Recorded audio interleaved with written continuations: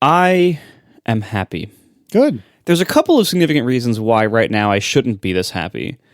I shouldn't be incredibly happy because I have a flat tire I have to deal with. Oh. On your bicycle or your car? On my car. That's been parked in a parking lot for a while? Yeah. Somebody hit it a little bit and tore the tire.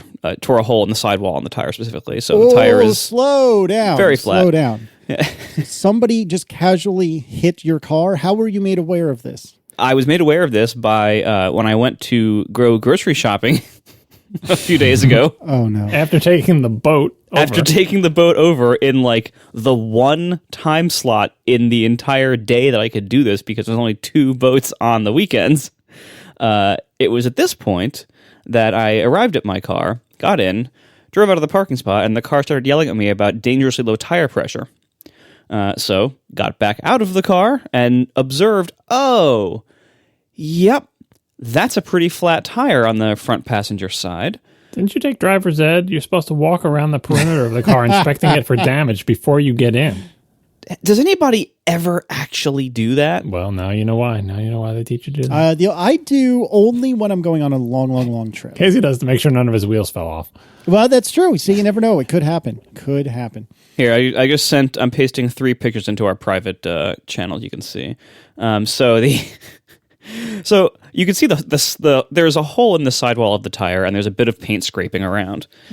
So somebody, and this was the front wheel in on the spot. So somebody hit the like inner corner of my car. Oh, this is not delightful. Holy smokes! Yeah. So that's not great. And because fortunately I had brought a friend on this particular grocery shopping trip. This is the first time I'd ever brought a friend to a grocery shopping trip. So fortunately, I brought a friend, and he had a car, so we just took his car instead. But this was this is what I have to deal with. So I actually have to go off, probably back off the island again, probably on Friday. Wait for Tesla roadside service to come with the loaner tire with the wheel of shame, and then deal with it after that. What could possibly hit the sidewall? What pointy thing on another vehicle is at that level? Maybe like the corner of their plastic bumpery thing? I don't even understand this. My initial theory was maybe it was a higher up bumper from a truck, because at this time of the year, most of the people going in and out of this parking lot are contractors, and so it's a bunch of trucks and SUVs. But that front corner paint scrape on the very low, really low. That's well below a truck's bumper. So it had to have been another low car. But anyway, honestly, I don't really want to dwell on this because I also have server crap I'm dealing with. Well, before we leave the car thing, does your car have the thing that it's like records security video of everything that goes on around it all the time? It has that feature. It's called Sentry Mode. But I guess you don't have like an SD card in it or something like that. No, I have the USB thumb drive, and it's actually the only time I ever bought a thumb drive was for the dash cam feature and the music playing feature on my car. The only reason why it wasn't running is it's off by default, and you can put it on, but I've heard that it noticeably increases the idle power drain if your car is parked somewhere long term, and that's the opposite of what I need right now, because my car sits here for weeks at a time. So that's the last thing I need is to increase power drain. So I had it off, and honestly, I have spent over the last 5 years cumulatively probably a year and a half parked in this parking lot, and this is the first time anything's ever happened. So it's like my average is still pretty good. So I'll just I have to get it fixed and whatever. But so how does this work with a lease? You would either repair it and disclose it upon returning the car, or just not repair it and take a big ding when you return the car? Like, well, how does that work? They have a certain allowance of, and the different brands do this differently, but usually it's either like a money allowance of like they expect a certain amount of monetary damage to it, and if you go over that, you have to pay for it. Or they have certain metrics, like a scratch can be smaller than a quarter, and you can have up to 5 of them or whatever. They'll have like metrics like that when you turn it in, and they allow you to have an inspection like a few months before you turn it in, so that you can get warned about this and have a chance to go deal with it yourself first. In practice, I have never had a lease charge me significant extra money. I think I lost a few $100s on one like that. Like it was like Tiff's car where like a tree branch fell on it, and it wasn't bad enough to get it fixed. But like it was noticeably dented. Like it didn't go through the paint, but like there was noticeable dent in a panel, and I think they charged us a few $100s, but that that was fine. It would have cost us more than that to get it fixed. So it wasn't a big deal, and I mean, obviously, my previous Tesla turn-in had a lot of issues with it, with that whole thing where they forgot to cancel the lease when I turned it in. Oh, that's right. I'd forgotten about that. Yeah. So that I don't know what their normal process is, because I know I didn't go through the normal process. So we'll find out, because my lease is up in September. But I think I'm gonna, when I bring this to the service department, to have them give me a new tire, at least one new tire. I'm going to have them also take a look at this and just say, like, hey, is this within bounds or not? Because it's some pretty substantial paint scraping going on there. So yeah, you have to redo your fender and your whole front bumper. Yeah, I really hope I don't have to do that. But I mean, or someone does, because you can't lease a car in this condition. Yeah, well, we'll see. Anyway, I have even better news, but first, I have terrible server experiences from this week. I have been fighting server stuff, and most of it has gone well, except when I got to the stupid database issue. And I have to now devise a whole new MySQL backup solution in the meantime until Percona releases extra backup 8.0.23 to match MySQL 8.0.23, which is what all the servers came with that I instantiated, and I don't want to have to roll those back.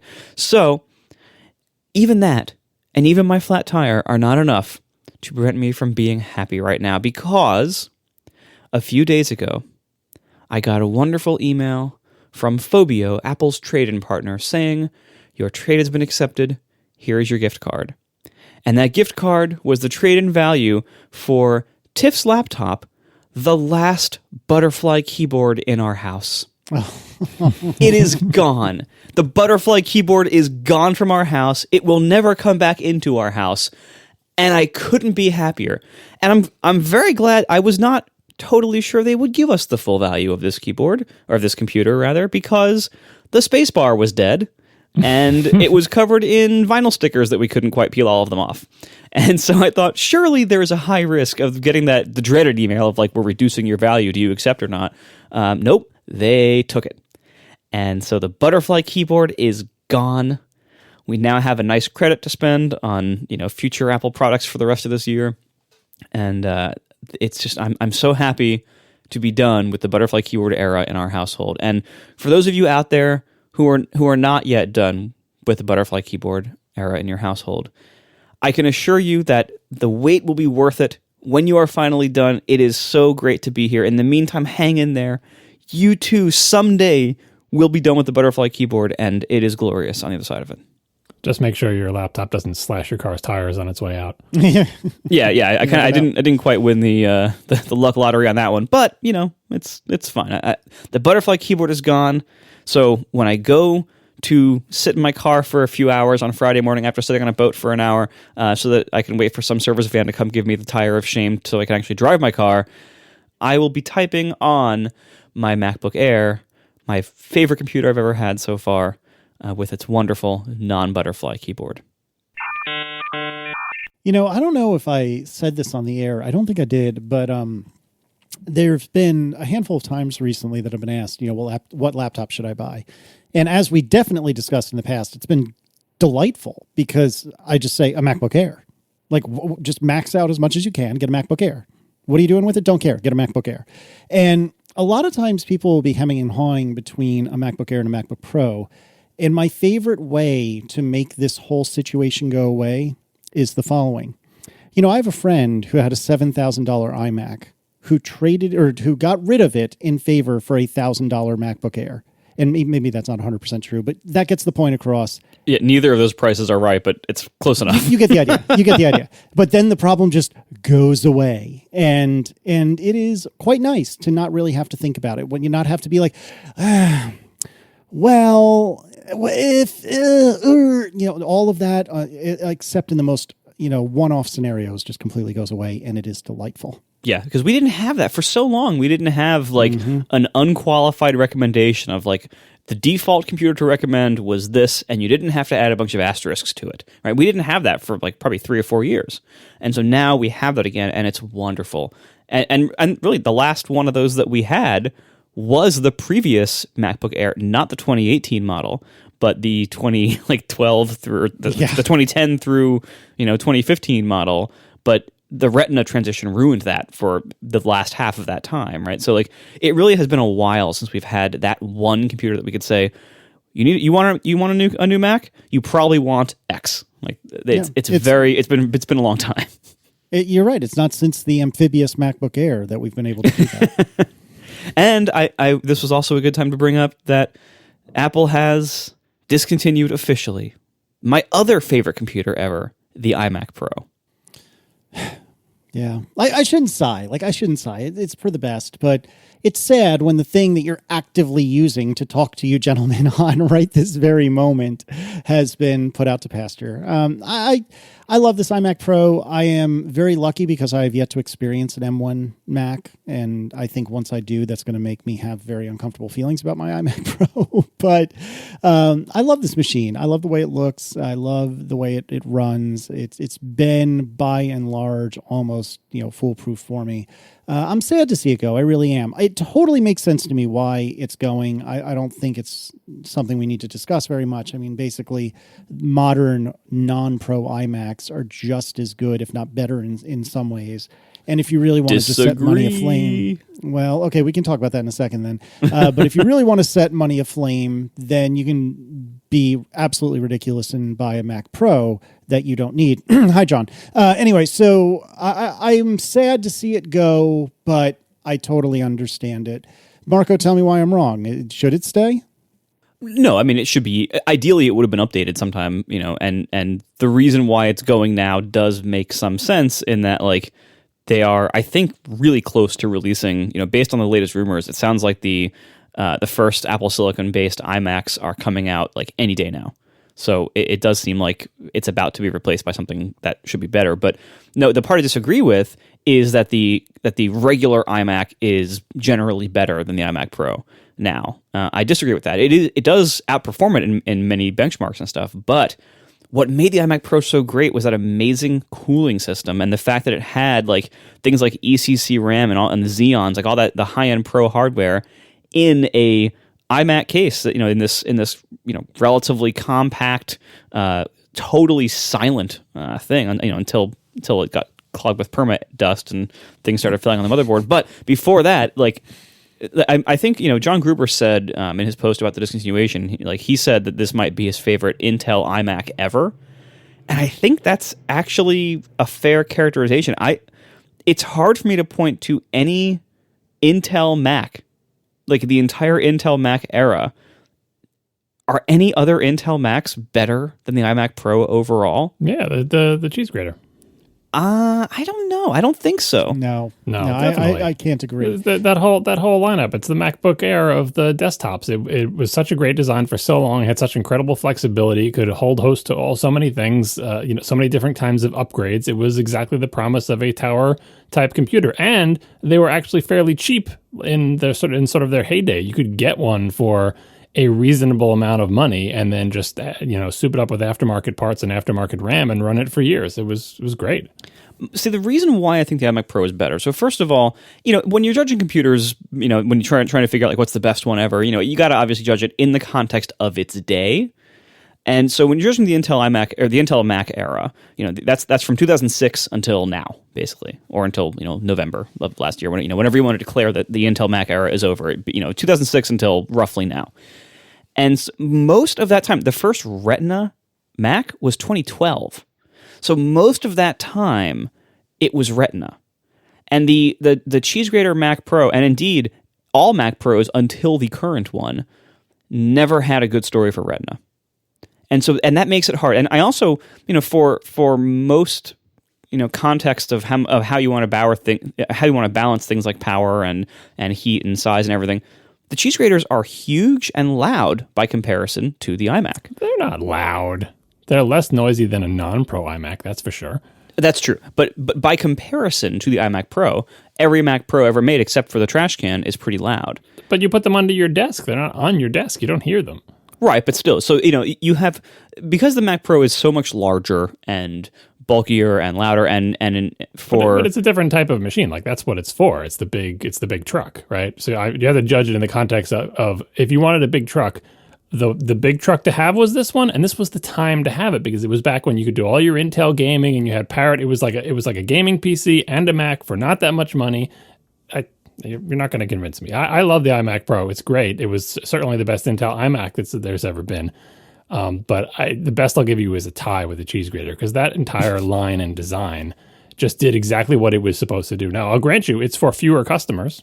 It's more narrow interest, right? It is not the mass market thing, although I would argue that the iMac Pro isn't really particularly mass market either. But if you squint, if you gave someone for free an iMac Pro, they would love it. If you gave someone for free a Mac Pro, they probably wouldn't, unless they're the type of person who would like a Mac Pro. Yeah, right. But like the iMac Pro is such an amazing generalist. Obviously it wasn't priced as a generalist, but as a machine, there is almost nobody who had needs that a desktop could solve at all that couldn't be solved by the iMac Pro. It was so good and continues to be so good for those out there who are still using them. Well, you're glossing over your problems with it. If something goes wrong, you got to bring the whole thing in, and then when it fills with spider eggs, the fan gets noisy. And that never happened to my ancient, much abused, dented, dust-filled 2008 Mac Pro that just trundled along for 10 years without complaint. Yeah, and that I'll give you that. I mean, that's the problem that I've had with every iMac is that it's great for like 3 years, and something starts getting worse at that point, usually seemingly related to thermals or the screen wearing out. So yeah, I will give you that. But still, what an amazing machine, and especially one that seemed like it was not part of Apple's long-term plan to create it. And certainly once they did create it, it seemed like it was kind of a bridge product to this next era and to the next iMac Pro. But man, what a great machine that was. It kind of like in the same way that like it didn't seem like Nintendo thought the Switch was going to be a big deal, or Nintendo didn't have a lot of time to make the Switch hardware really fancy. So they used basically, like the NVIDIA, whatever platform they used, that's like they didn't really customize it that much. That kind of feels like what the iMac Pro was. It seemed like it was kind of a rush job, but they did such an amazing job on it, and what resulted from it was so good that it's kind of it should be on some level possibly kind of frustrating to Apple that it did seem like it was kind of a bridge product, and it was so much better than what came before or in some ways after. Well, it wasn't supposed to be a bridge product. Remember, this was supposed to be the Pro Mac story before they had a change of heart and decided to continue making towers. So I think that's why it's so good. That this was supposed to be the flagship, and that before it shipped, but after it had been designed and mostly developed, they said, "Oh no, we got to make a Mac Pro," and they did that big announcement. When this comes out, and it looks like a bridge machine in hindsight, and when you look at the whole line as it exists today, but I think when it was conceived, it was like, this is why we don't need a Mac Pro anymore. We're just going to have such an amazing iMac, and they did have such an amazing iMac, but they miscalculated what their Pro customers want and need, and accidentally made an amazing all-in-one computer. Yeah. One thing I want to add to this, though, and the reason why it was in topics is, like, it's interesting that it's being discontinued rather than doing what they're doing with the Intel iMacs, because as we all know, all these Intel Macs are going away. Like, there's ARM-based iMacs coming out, and those ARM-based Macs are going to come out and replace the Intel ones, right? So every Intel Mac is essentially, quote-unquote, discontinued. Like, we see the end of the line for all the Intel Macs, right? With the possible exception of the Mac Pro, we don't know when what's happened there, but probably eventually, right? But why the premature announcement? Is it because they don't want to deal with getting a Xeon stock? They don't want to deal with the parts of this low volume thing? Like, especially as Marco noted, it's so close, we think, to the ARM iMac introduction. Why pre-announce this? Was it so popular they're running out of stock and they didn't want to bother building anymore? It's kind of weird that of all the computers to sort of pre-announce and say, hey, get them while they last because they're running out and we're not making any more, that they chose to do the iMac Pro. My best guess is that there was some component of it that they can't get anymore. Because, it hasn't been updated in 3 years, 3.5 years, whatever it's been. Well, they can't get such old Xeons anymore. Well, I mean, Intel sells Xeons forever. It probably wasn't Xeon, but maybe it was like the GPU or some other component. Like, it could be a lot of, it could be almost any component in it. Because at this point, like, Apple's not going to invest in the engineering and testing when, all the overhead required for any kind of component swap. So if any part of that computer, if they can't get it anymore, at this point, they're just going to kill it. So that's probably what happened, is like some component they can't get anymore. The other thing I was thinking about for this is we don't know yet, of course, because they haven't announced the ARM iMacs, but it's an open question of whether, we were talking about this before the ARM transition started, will they make an iMac Pro in the ARM era? there's no reason they can't, because, it fills a different role in their line. It is an all-in-one computer with all those trade-offs, but you could make an all-in-one computer that has Pro-like internals, ECC RAM and a high-end CPU and so on and so forth. But now that we've seen what their ARM hardware looks like, first of all, I don't know the answer to this question, whether the current ARM Macs have ECC RAM. I'm pretty sure they don't, but I also remember reading stuff about how all of the modern RAM standards, if you squint at them, have a little bit of error correcting baked into them. But anyway, set aside the ECC RAM for a second. Does Apple want to introduce a CPU variant that is the desktop CPU variant for the iMac, but a Pro version of that? Because without that, and without some other feature, how do you differentiate an iMac Pro from a plain iMac? And in the ARM era, in the Intel era, it was easy. You put Xeons in it, and you give it ECC RAM, you give it much better cooling. It was very well differentiated. Plus, it was slightly darker gray and had a cooler keyboard, right? But in the ARM era, thus far, having seen what Apple has put out, it doesn't seem like they want to make a huge variety of different system-on-a chips in it, or a huge variety of different hardware. So although Apple could, of course, make a CPU with like more cores, or a system, like they could pro it up a little bit in the inside of that iMac Pro, I'm guessing that they're not going to bother doing that, but instead say, this is the sort of, hardware set, Apple Silicon hardware set that defines an iMac. And we'll make a line of iMacs with them, and you can get good, better, best, and some part of it will vary, probably just storage or whatever. Maybe they'll come in colors. And that's it. And we don't have a Pro product for you, because how would we make it Pro? Especially if it has an integrated GPU, that's even higher, bill to say, okay, we're going to make a whole new system on a chip just for the iMac Pro that like nobody's going to buy. So it's sad that the iMac Pro is going away, but I think the result of that will be no ARM iMac Pro, but every ARM-based iMac, kind of like every ARM-based laptop so far, and Mac Mini, will be so good that no one will care. Because they're going to be faster than the iMac Pro. The plain iMac's already faster than the iMac Pro. They're going to be quieter. They're going to, just everything about them is going to be better. The only possible exception is the iMac Pro. You could get that with a pretty beefy GPU, and it may be tough for Apple to beat that with an integrated GPU on an iMac unless they really go all in on it. Because remember, this is the prediction that they're going to make a single system on a chip for the entire iMac line, not a custom one for an iMac Pro with a much bigger GPU. And we'll see what happens. But I'm sad. I'm sad that it's going away. But, hey, we don't know what's coming, and it could be way, way better. It sure seems to be. Like, I'm only sad in the sense that it was a really, really good product. And I'm sad in a like nostalgia fondness way. Not that I want to buy one right now, because we're so close, as you're saying, so close to the replacement. This seems like it would be a terrible time to buy one. But man, was it good. We are sponsored this week by Squarespace. Start building your website today at squarespace.com/ATP. Enter offer code ATP at checkout to get 10% off. Make your next move with Squarespace. Over time with technology, there's been a lot of times, and there still are some, where people who are not tech experts or who are not programmers are intimidated to do something themselves, or they aren't able to do something themselves, but they need to do it for their business or for their hobby or whatever, like make a website. For so much of the internet, it's been very hard for people to make their own website if they weren't a web programmer. Not anymore with Squarespace. It is so easy with Squarespace. There's no coding required. No matter what your skill level is, you can make a site on Squarespace. And what's really great about this is that even if you, the listeners, a lot of you are programmers, you know how to make a website maybe, but first of all, it's not usually worth your time to make your own website anymore when this is so easy. But also, you can tell other people in your life, when you need to make a website, you don't have to come to me. Just go to Squarespace and make it yourself. And that's so empowering to people. People who have been intimidated by technology before might not even think to do this, but next time someone asks you to make a website for them, or they ask you, like, how do I make a website? Tell them to do it themselves at Squarespace, to try it. And they will feel so empowered once they actually try it. I bet they'll stick with it. And then they won't have to, have you do things for them or come to you with tech support questions, because Squarespace keeps the site up. Squarespace has amazing support if anybody actually needs it. But again, it's super easy to design and use. So that really empowers people. And I think that's a really great thing to do for someone, to say, you know what, you don't need gatekeepers like me anymore. You can make this yourself. You can do that at Squarespace. You can start a free trial at squarespace.com/ATP. When you decide to sign up, make sure to head back there, squarespace.com/ATP, and use offer code ATP to get 10% off your first purchase. That's once again, squarespace.com/ATP, code ATP for 10% off your first purchase. Thank you so much to Squarespace for sponsoring our show.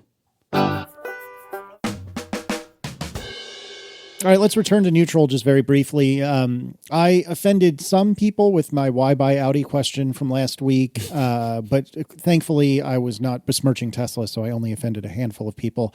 The only really good answer I heard, and I did hear some decent answers, but the one really good answer I heard from a couple of people were you buy Audi for all-wheel drive. Because if you look at, say, particularly Volkswagen and to some degree Porsche, most Volkswagens are not all-wheel drive. In fact, outside of the SUVs and maybe a wagon or two, I think that mine is the only one. I might have that wrong. It doesn't matter. But pretty much every Audi is all-wheel drive. And so that is one thing.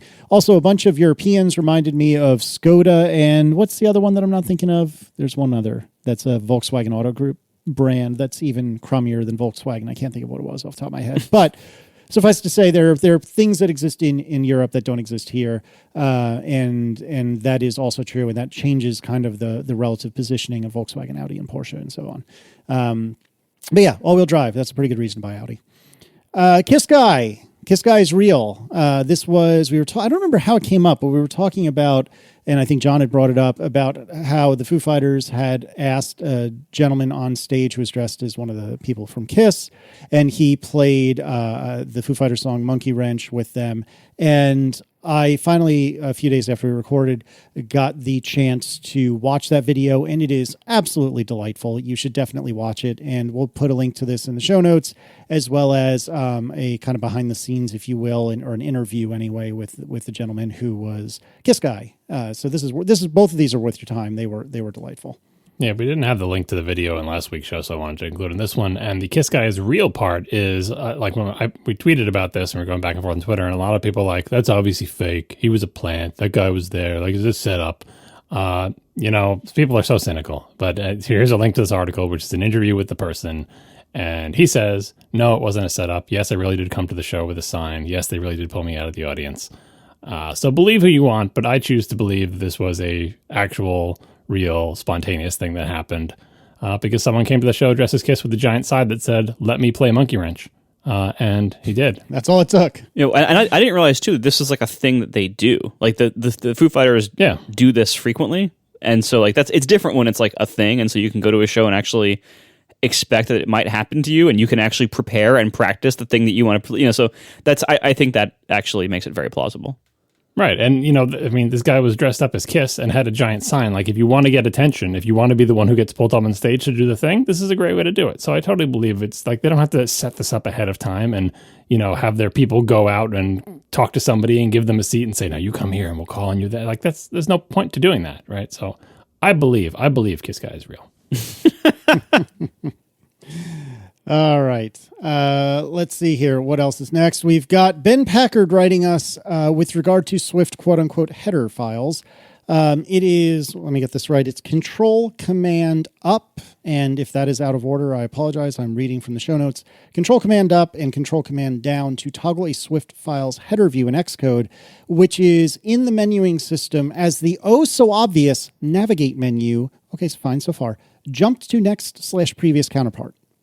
Okay. Yeah, it's the counterpart file. Like we were saying, going between the .m and the .h in Objective-C, so that makes some kind of sense. Of course, when you do this, you aren't traveling from one file to the other. What you were doing is taking the file that you're editing, which is a .swift file, and changing it into a read-only view that only shows you essentially like what you would see in a header file, just the signatures of the, I guess it's the public functions. Maybe it's just some of the functions. Anyway, the odd thing about this is it's not Command-Control up and down arrow to toggle.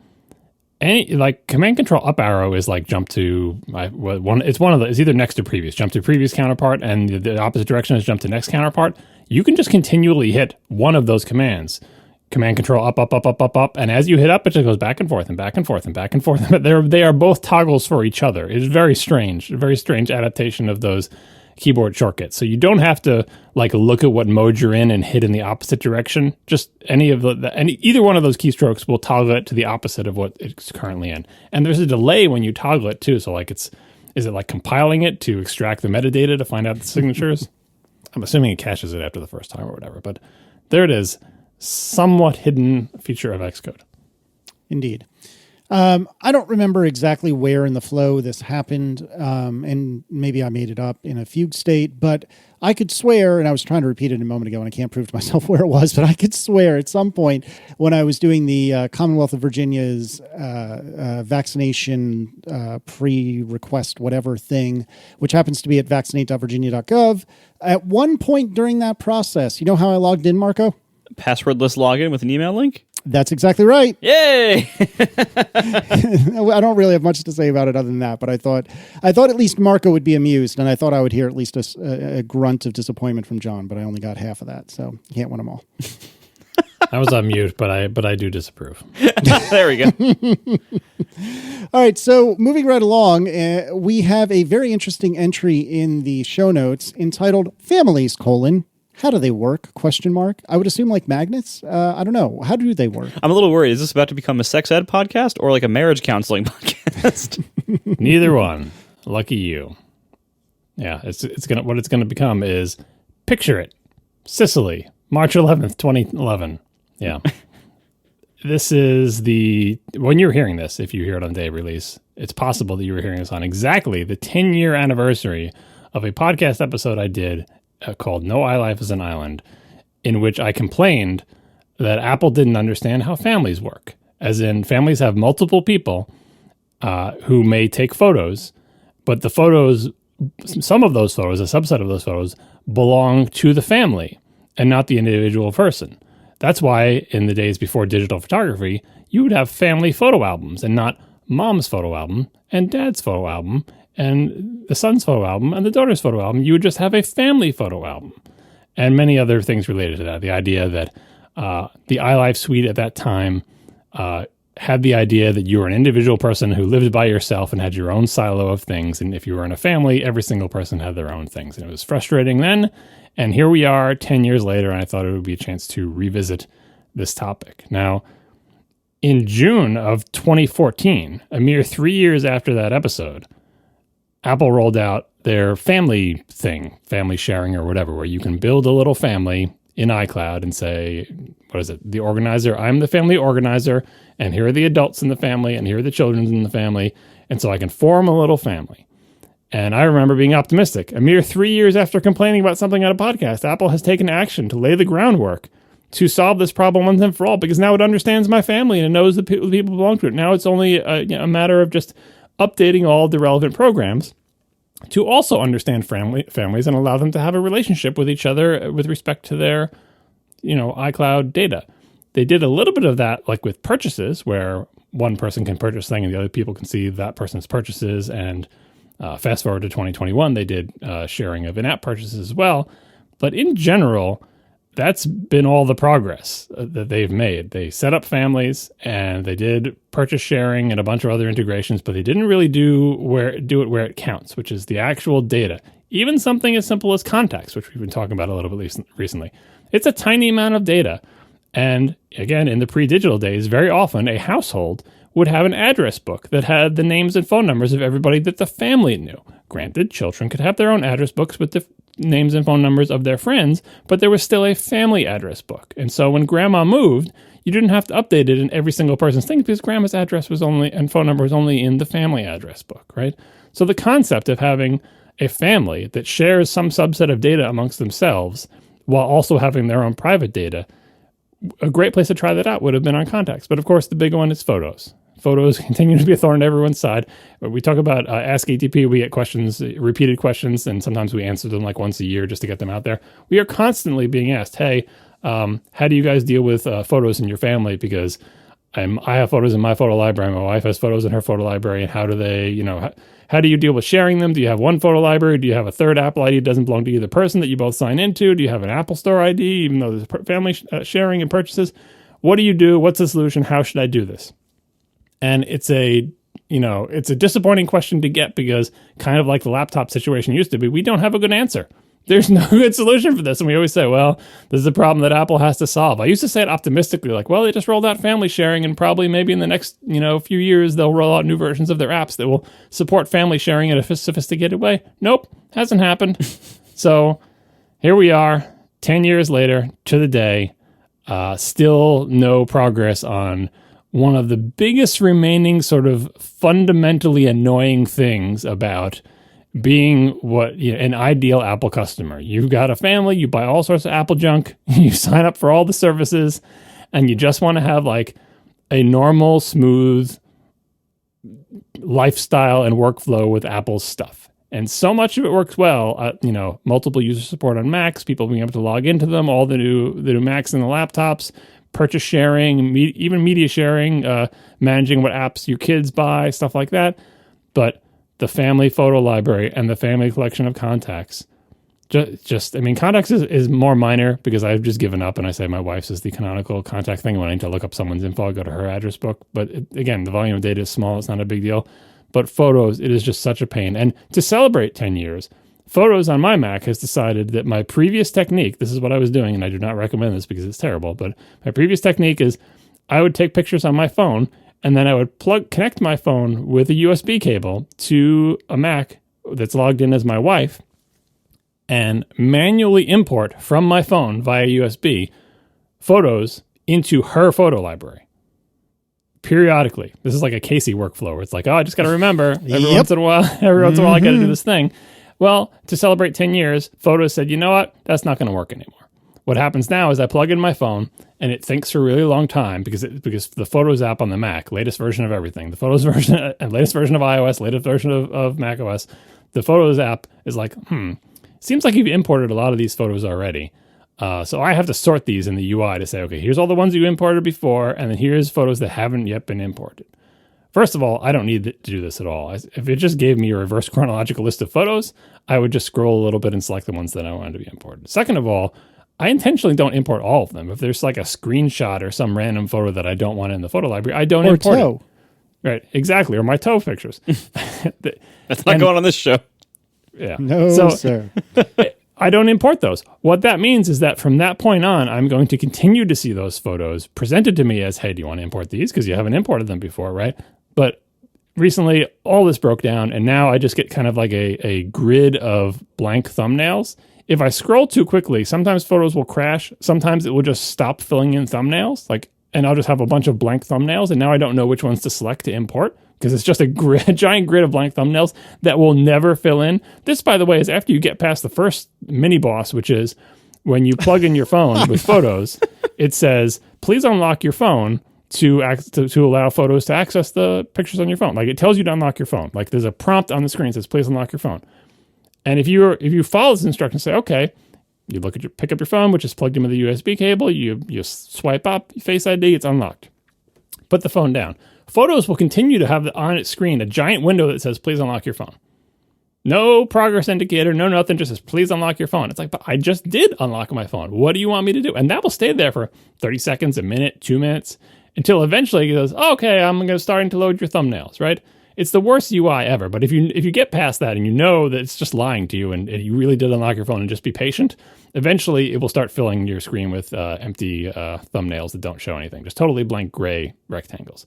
So what I've taken to doing now is I use image capture, which still does work and shows me a reverse chronological list of photos and has no awareness of which ones I've imported. And I manually import photos into a folder with image capture. This is sounding more and more like Casey, isn't it? Oh, yeah. And then I drag those photos from the folder onto the Photos app. Again, this is all on my wife's account. And then import them into the photo library. And that, as far as I can tell, is a lossless way to get them in. But it's a super pain in the butt. Happy 10-year anniversary. That is utterly preposterous. A couple of quick observations. First of all, it's a kind of uncomfortable feeling that a Casey workflow is indicative of something being just unbelievably wrong. Which I can't really fault you for that analogy, but it's not just specifically about photos. I don't know. Maybe your other workflows are fine. And that's the second time in like 48 hours I've heard some sort of reference like that because we're doing a little bit of work on the house, and we had an electrician come out and visit it, and he was explaining that he was probably going to do the work for our house on Saturday because that's when he does his special projects. And I never got a clear read from him, even after asking him directly, does that mean we're just really important to you, or there is our project that jacked up? And I'm not really sure. Sounds like you're really unimportant. That's how I would read that. I'm not even sure. But nevertheless. It's like special teams in football. Like, you're football players technically, but you're the kickers. Yeah, right. I don't even know. But now we're going to hear from all the kickers. Yeah, it's so true. I don't think we will. Well, we'll see. But nevertheless, I can't believe, I remember this episode. I cannot believe it has been literally a decade. And, this is one of those times, and I feel like I've made a similar speech a few times in the last few months, but as a consumer and user of Apple products, how is this not fixed already? How is this still a thing 10 years on? I mean, my son, my eldest child, is 6.5. This problem has been going on almost 4 years longer than he's been alive. It's, and I know that it's not a great metric for anyone but me, but it's a pretty startling metric for me. And on the one side, I feel like, how is this possible? You are one of the biggest companies in the world. Your job is to fix things like this. That is why you exist. That is what you're here for. You don't get to take shortcuts like me or Marco or John do. You don't get to do the easy way out like me or Marco or John sometimes do. What you get to do as an Apple employee is do the hard thing, like always. That's what you do. And I can't believe that 10 years on, this isn't solved. Now, the flip side of that, however, is this is an impossibly difficult problem. Well, not impossibly difficult, but a very difficult problem. A very difficult problem. And I don't envy the people who are surely working, maybe working right now trying to fix it. And it's challenging. And this is why software is hard. And this is why software is difficult. And I think it was on Due by Friday, maybe on the after show, that Merlin was describing, if I recall correctly, all the what ifs and gotchas involved with some piece of, I think, home automation software, or maybe it was control plane with you on rec diffs. I don't remember where it was, but he was backing into, in a way that I've never heard someone who doesn't write software for a living able to describe it. Like, something that sounds easy is actually really freaking hard. And this is something that sounds hard. So imagine how hard it would be. And the funny thing is, I almost wonder if we're better off this way, because as much as I love Apple, server-side stuff is not often their strong suit. And the idea of them conquering something like this kind of scares me a little bit. I don't know. Maybe I'm ye of little faith. My recollection of the discussion of this back in 2011 was that I recognized that it's a hard problem. Starting with just like the policy decisions you have to make. Forget about actually implementing it or whatever. But just saying like, how should it work is actually a fairly complicated question.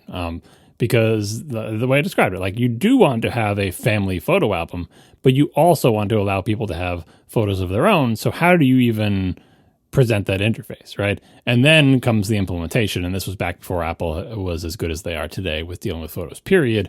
So I recognize that it's a hard problem. I didn't expect them to solve this problem immediately. Again, I said I was optimistic when 3 years later they just introduced the concept of families, because that's a prerequisite for dealing with this, having formally built-in, supported concept of a family of Apple IDs, right? And they did that, and it was 3 years later, and I was optimistic. So I wasn't expecting them to come around the next year and fix this, or even in 5 years and fix it. But in 10 years, if you told me in 2011, in 10 years, they won't even have taken a swing at this, I would be like, 10 years? Like, that's the thing about hard problems. I don't expect them to be fixed quickly. I know it's going to be hard, but I also, like Casey was getting at, it's not like a mysterious problem that no one ever had. That's why we get asked this question all the time. We will always get asked this question on this program. It will be like, it's some baseline percentage of askatp is people asking this exact question in one way or another, because everybody who is in any kind of family arrangement has the same situation. We all, and especially now that all the kids have phones and stuff, we all take pictures, but a lot of those pictures, if you're on a family vacation, are family photos. And dealing with that, I just want to look at the family photos and having people send you photos and airdrop them and send them, and people like take screenshots of photos and give them to each other, like with the quality loss and the metadata loss going into that, and just the general hassle and not keeping track of who has what photos where and where was that photo. it's a problem that is not going away, and it is not a mysterious, unforeseen problem. Granted, you don't fix it in your version 1. Like version 1, maybe you do simple. Let's just do photo libraries and internet-able photo libraries, right? And then let's introduce families. They just need to take the next step. And Casey's doubt about whether they're working on this, like I remember saying the same thing probably on this episode. Like surely someone in Apple is working on this, or at least thinking about it, but it's going to take a while. I really hope that's true. I really hope someone is working on it and thinking about it, and they haven't just given up or convinced themselves that, you know what, one photo library per Apple ID is fine. This is not a problem that needs to be solved. People will just stop complaining about it. And I don't think it's like a terrible problem like the butterfly keyboard, or something that needs to be addressed immediately, and like, you know, something that'll get written about in a mainstream, I was going to say newspaper, whatever, like in the mainstream press will catch onto this. It's just a minor annoyance that anybody who wants to sort of get a handle on their digital life will inevitably come to some point and say, this part is annoying. This whole thing with the photo libraries and who has what photo, that part is annoying. Maybe they'll never get there in contacts, although arguably I have the same complaint of, like, you know, if you have friends of the family, it's a pain to have their contact information in various versions in various individual people's contacts rather than shared in some way. But I just think it needs to be addressed. Google tried to address it with their, like, you can mark these photos to be shared with other people in your family. Their solution isn't great, but at least they did something. At least they tried something. And, you know, if Google cared about this at all, they could make a second cut and a third cut or whatever.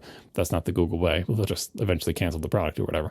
But Apple, of all companies, I think they are well positioned to solve this problem. I just want them to do it. So I guess we'll meet back here in 10 years from now and see if they did. You know, I would like to hope and think that the three of us will still be lucky enough to be doing this in 10 years. Can you imagine if in literally 10 years, we will all still be in the same position? Like, can you imagine what that conversation will be like? Oh my gosh. I'm going to put it in my calendar right now, because that's why I put this in my calendar probably around 2014. And now I'm going to put the 10-year anniversary in my calendar now for us to revisit this. It's probably going to sound a lot like this. I hope not. Golly, I hope not.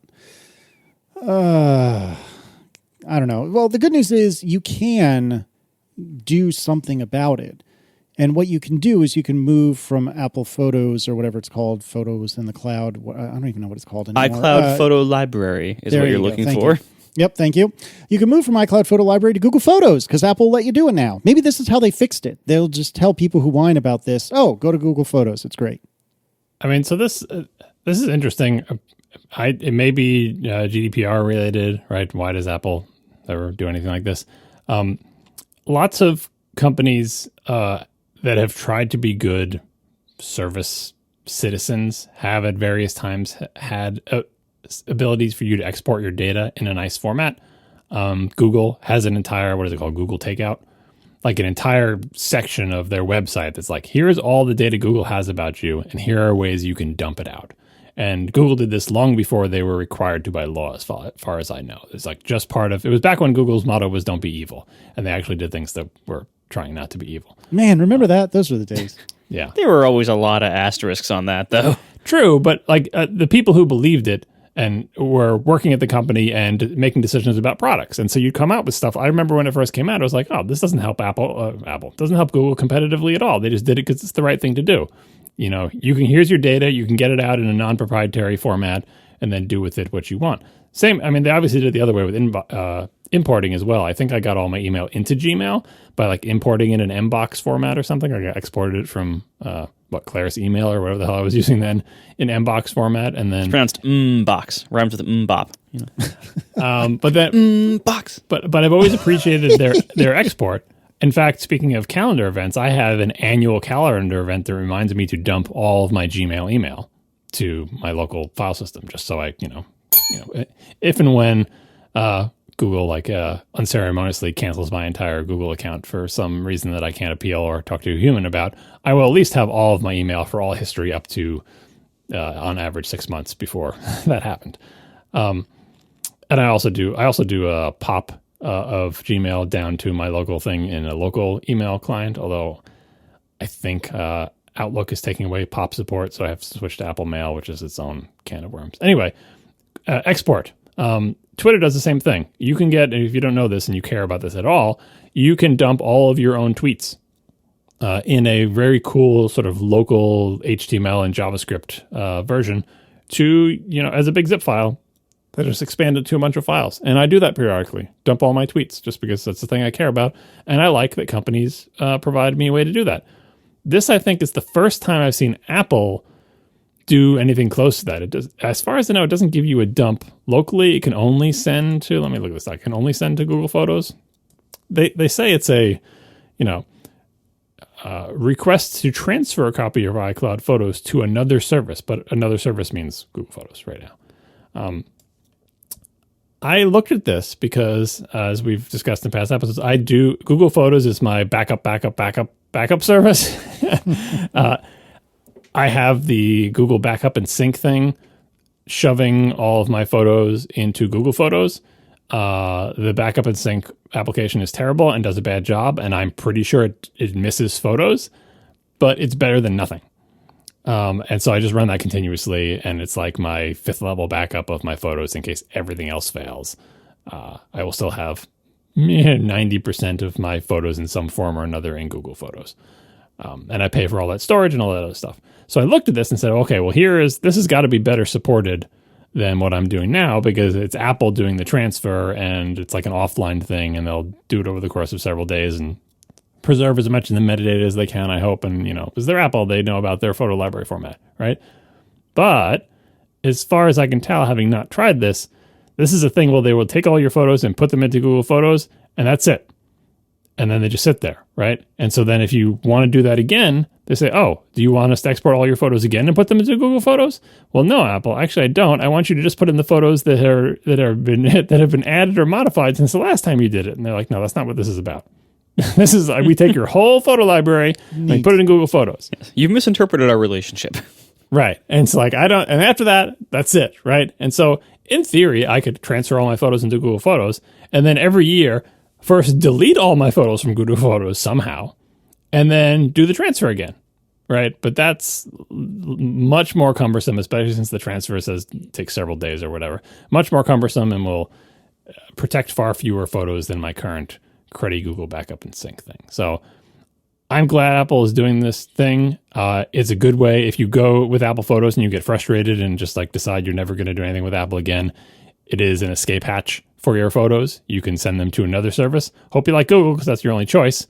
There are other escape hatches. If you have any Mac that has a local copy of all your photos, and you should have at least one Mac that has a local copy of all your photos, you can, of course, export all of them, export unmodified originals right to another disk or something. Like there's other ways to get your photos out. That don't like your photos are trapped, but I presume that this transfer service will try to preserve as much of the original quality and information about your photos as it can. What I really care about, and the reason I'm really stuck with Apple Photos, is all the photos I care about have edits. I don't think there's a single photo that I have, made a favorite or whatever that doesn't have some kind of edits to it. And if you gave me all my originals back, it would be like, okay, I hope you enjoy doing 10 to 15 years worth of edits over again. Hope you remember what those were. And I don't want to do 10 to 15 years worth of edits. And I also don't want to bake in my edits like Casey does because I'm not a monster.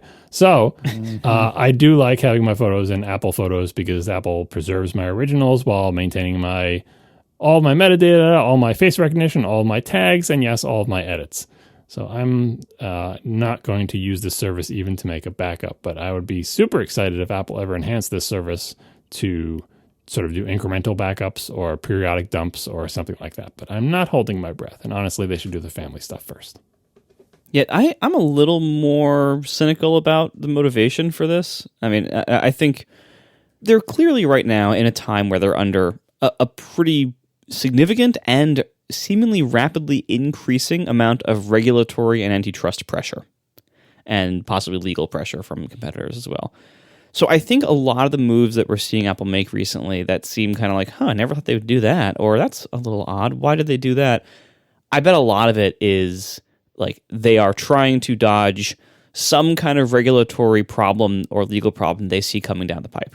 And in this case, Apple Photos or iCloud Photo Library is part of Apple's possible monopoly risk in the sense that it has way better integration with the iPhone than anything else can. And so it is kind of part of their unfair advantage moat that competitors could have a problem with.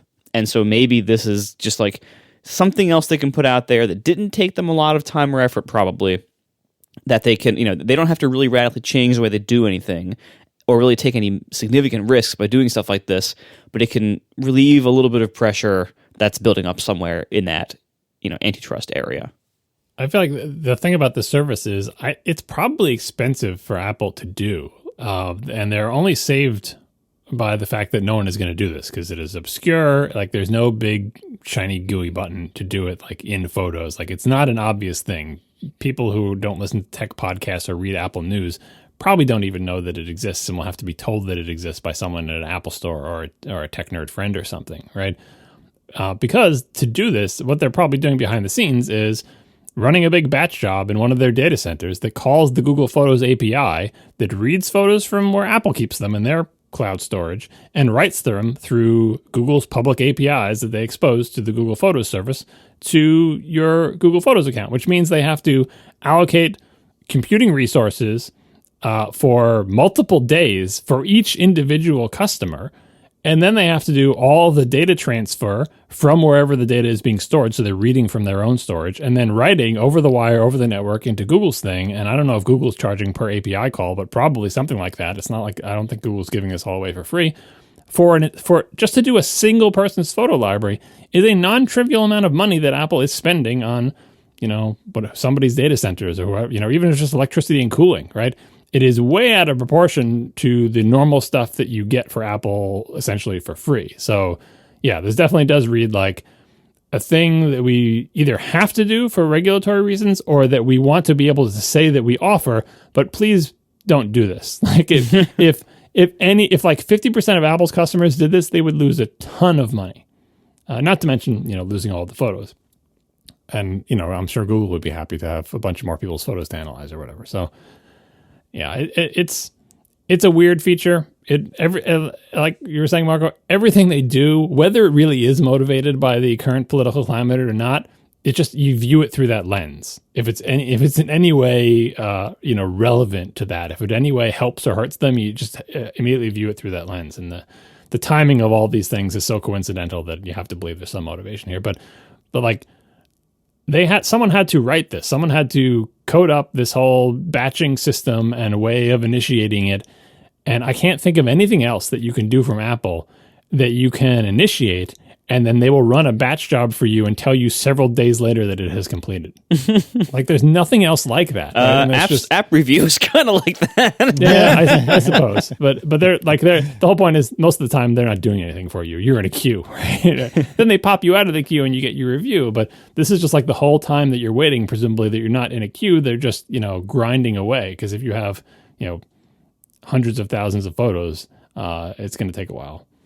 I would like to challenge something you said a little while ago. I don't know that Google would charge Apple for this, because if you think about it, Google is almost certainly taking on a customer at this point. So why wouldn't they, welcome Apple with open arms and all of this customer's data? And of course, bring that to Google Photos because we're going to charge them soon. Works for us. I don't know what Google's business model is. Like normally you want to have API limits, and like the customer here is not the individual. Well, I guess it is. They're authenticating the individual, but like Apple potentially could send a lot of API requests to Google if any non-trivial number of people did this, and then Google will throttle them, and then Apple can't do your thing within this promised 7 days or whatever, and then maybe money has to change hands. But yeah, in general, cloud providers like S3 or whatever will make it very easy to get data into S3, but much more expensive to get it out again. So it's not that they don't charge you at all, because sometimes like we won't charge you for data transfer in, but we'll charge you per API call a tiny amount for each thing. Like I said, that's for like individual customers to AWS, right? For Apple and Google, the relationship between their two data centers and what kind of deal they work out, who knows? I don't know if any money changed hands here, or there's any kind of agreement, but I think there has to be some kind of discussion, because it would be pretty surprising for Google just to wake up one day and, say a tiny, tiny fraction of a percentage start doing this, even just out of curiosity, like I almost did it. That's going to show up on Google's radar of like, whoa, what's going on here? Suddenly there's a huge spike in API calls to our Google Photos API and these giant batches, and they're all coming from this one Apple data center. And then, I feel like they would they would have a discussion before this rather than just surprise Google with it. But who knows? Stranger things have happened. We are sponsored this week by ExpressVPN. What if there was someone out there who kept a log of every single thing you did every minute of the day? That sounds pretty creepy. Well, that is exactly what happens to a lot of us every time we go online, because our ISPs, like AT&T or Comcast, are allowed to store logs of every website you visit and can legally sell this data to anyone they want to. This is why you should consider using ExpressVPN. ExpressVPN reroutes your internet connection through their secure servers, so your internet provider can't see or log what you do online. Now, of course, this raises the obvious question: doesn't that just mean ExpressVPN can see what you're doing and log your data instead? And that's a valid concern. Many VPNs claim to have a no logs policy, or they actually monetize this way and kind of don't tell anybody. But a lot of them have been caught logging activity even when they claim not to log it. ExpressVPN is a really trustworthy VPN because they actually engineered something called Trusted Server. They were the first major VPN provider to engineer all their servers to run in RAM. This makes it impossible for their VPN servers to store any data, including any logs of their customer activity. And you don't have to take ExpressVPN's word for this. They were so confident in their no logs claim, they even had one of the biggest assurance firms, PricewaterhouseCoopers, audit their technology. It's no wonder that CNET and Wired named ExpressVPN the #1 VPN in the world. Stop letting people keep logs of what you do online. Visit expressvpn.com/ATP right now and find out how you can get 3 months free. That's expressvpn.com/ATP. Once again, expressvpn.com/ATP to learn more. Thanks to ExpressVPN for sponsoring our show.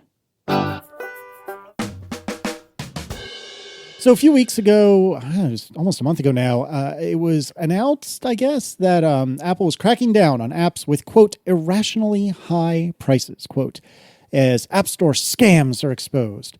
And so Apple said that, in very Apple-y way, customers expect the App Store to be a safe and trusted marketplace for purchasing digital goods. Apps should never betray this trust by attempting to rip off or cheat users in any way. Unfortunately, the prices you've selected for your app... Oh, I'm sorry. This is in the case of you charging $1,000 for a fart app. The prices you've selected for your app or in-app purchase products in your app do not reflect the value of the features and content offered to the user. Charging irrationally high prices for content or services with limited value is a rip-off to customers and is not appropriate for the App Store. And then they give you, different resolution steps. The next submission of this app may require a longer review time, and it won't be eligible for an expedited review until this issue is resolved. Thank you, but please get off my lawn. Love, Apple. I mean, I don't know that there's that much to say about this other than finally. I mean, this seems completely reasonable to me. And I was thinking about this a little bit earlier. If Apple wants to have this like walled garden, there's no side loading, we are the only way, this is the way to get on the phone. I mean, in and of itself, I don't have an extreme problem with that, although that's kind of a discussion for another day. But if you're going to do that, if you're going to cultivate this walled garden, it better have some pretty flowers in it, and it better not be full of weeds. And so if this is Apple finally weeding, then okay, cool. Let's get these weeds and all the other weeds that are there, because there's a lot of them. And this analogy is getting beat to death. But nevertheless, you get the idea is that there's so much garbage and just nasty stuff in the App Store that's maybe not nasty in the sense of inappropriate like content, but just it's nasty in the sense that it's like a bait and switch. Mm-hmm. And it's just gross. And so why not clean this up? And you know what? Finally. I hope this is actually some kind of ongoing thing, but I think, again, this is important to look at the context that surrounded the timing of this. When this came out about a month ago, this was right around the time when there was a lot of like Twitter storms coming up about scam apps in the App Store. And a lot of people were shining a lot of light on just how prevalent scam apps have become, especially in regards to using usually weekly subscription billing to seemingly trick people into paying absurd prices like, $10 a week for an app that has like, one screen and does a really simple thing, stuff like that, where you end up like, if you do the math, it's like, wow, this is like $400 a year for this really simple app that does one very basic thing, if it even does that at all. And it has seemed for so long that no one's job at Apple seems to be to monitor the top grossing apps or the top apps on the top charts for scammy apps. And maybe this is someone's job, but it doesn't look like from the outside, you see apps climb those charts all the time that are like obvious scams, and they stay there until someone says something usually. And so anyway, what was happening last month was there were a bunch of people on Twitter who were like really shining lights on this and calling attention to, in particular, like, specific scam apps that have been there for a long time. And then, when they made a stink on Twitter, a day later or a few hours later, they would be taken down. And these are apps that had been there for months or weeks beforehand. So it does seem like, as usual, Apple has not seemingly been running the App Store with the kind of resources it actually needs to be good, or not prioritizing or not caring about those things enough. But then also, we know how Apple works. When a light is shown on something that is unpleasant to them or makes them look bad, they do fix it. Like, running to the press always helps, right? Like, they always respond to negative press.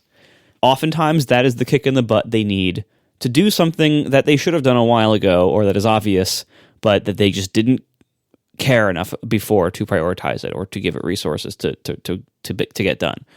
And so it does seem like, in the context of when this was raised, that was during a storm of bad press about App Store scams, in particular around scammy pricing and scammy subscription price apps. And so in that context, I think this could have just been them reacting to that in a quick, Band-Aid kind of way. I hope that's not it. I hope they are actually devoting significant resources to making the App Store seem less like a crappy scam-filled flea market, because it has needed that for almost its entire life, if not its entire life. Like, the App Store, Casey's right, like, it should... the amount of curation that Apple says they're doing, which, again, go back to antitrust pressure. Apple is trying to project the image to regulators and governments that they are protecting users from scams and stuff like that. And that's why they need to maintain their incredibly rigid hold on the gatekeeper status they have over the App Store, and, ripping off 30% off of all of our money while they're at it, right? Apple needs to defend this image because they make a lot of money from this image, from the gatekeeper role that they have, that this image is their defense to current and future government probes about whether they should be allowed to keep this control. So if the App Store is obviously filled with scam apps, and anybody who looks at it can instantly find scam apps in the App Store, that weakens Apple's argument to these regulators that are putting increasing pressure on them again. That weakens their argument that they need to be in control of this, to protect us, I guess. Right? So again, looking at it in context, this is not something Apple's doing out of the goodness of their heart.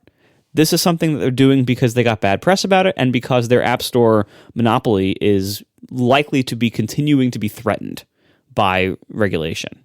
And so they need to make sure their argument is actually, visibly apparent that, like, yes, they actually are keeping this a safe place. And this walled garden, it has seemingly been about as safe as, like, Central Park in the 80s. Like, it's not a great walled garden, like, for scamming people out of their money. Because honestly, most of App Store pricing pre-in-app purchase and specifically pre-subscription options was fairly straightforward. We didn't have a lot of pricing scams besides just, like, paid upfront apps or in-app purchases that then, like, wouldn't work the way they wanted. But that's a lot easier for App Review to catch.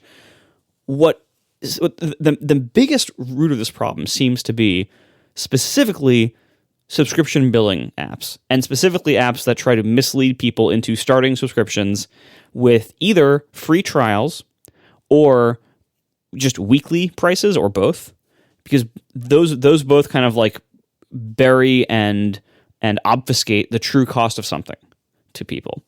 And this is something that Apple can totally fix. I think there are two very obvious things they could do here that for some reason they haven't. Number one, I said this on Twitter, I'll say it again, I think they should eliminate weekly billing as an option. Because while there are some legitimate uses for that, like people say newspapers are a common one, and I'm pretty sure that's why it's there. I think it's there basically for the New York Times. If they even still use in-app purchase, I don't know off the top of my head. But most things people pay for on an ongoing basis are not paid weekly. Most things that you pay for on an ongoing basis are paid monthly. And most legitimate subscription apps don't charge you weekly. They charge you either monthly or annually. Weekly seems to only be used by a handful of important publications and every single price scammer on the App Store. And so I have to imagine that pro to con ratio on weekly billing is really poor. It's really not good. And if they got rid of weekly billing, that would prevent so many scam apps from scamming so many people out of so much money. Because it would make the pricing terms much more clear to people. And then secondly, as many people on Twitter have pointed out, the design of the in-app purchase confirmation screen is not great. Everything's just like small and illegible, and it doesn't call attention to the price very well. And it spends a lot of like screen real estate on, emptiness or on, BS text, and it also shoves into the app the responsibility of a lot of disclosure of things like what are you buying. Most of that is left up to the app and is enforced by app review, and of course that means it's selectively and inconsistently enforced. Much of that should be moved into the design of the purchase screen. That could significantly cut down on the problems that in-app purchase scams create and what they can do, how many people get fooled, etc. And why Apple hasn't modernized the in-app purchase screen for subscriptions, I don't know. I can only leave it up to a combination of the Alan Dye software design era of not caring about legibility and clarity for people and instead caring about minimalism, and combined with the seeming like moving mountains effort that it takes to change anything about the store and the purchase, like store kit and that whole area of the OS and the services ecosystem seems like it moves glacially for whatever reason. So, combine those things, and I'm not expecting big changes here anytime soon. But again, I wish they would put more resources into really making the App Store better for customers in ways that really matter, instead of just, giving lip service. And I don't know why things have been as bad as they are in this area for as long as they have been, but I hope they find reasons to fix it besides just doing the minimum required to fend off antitrust problems.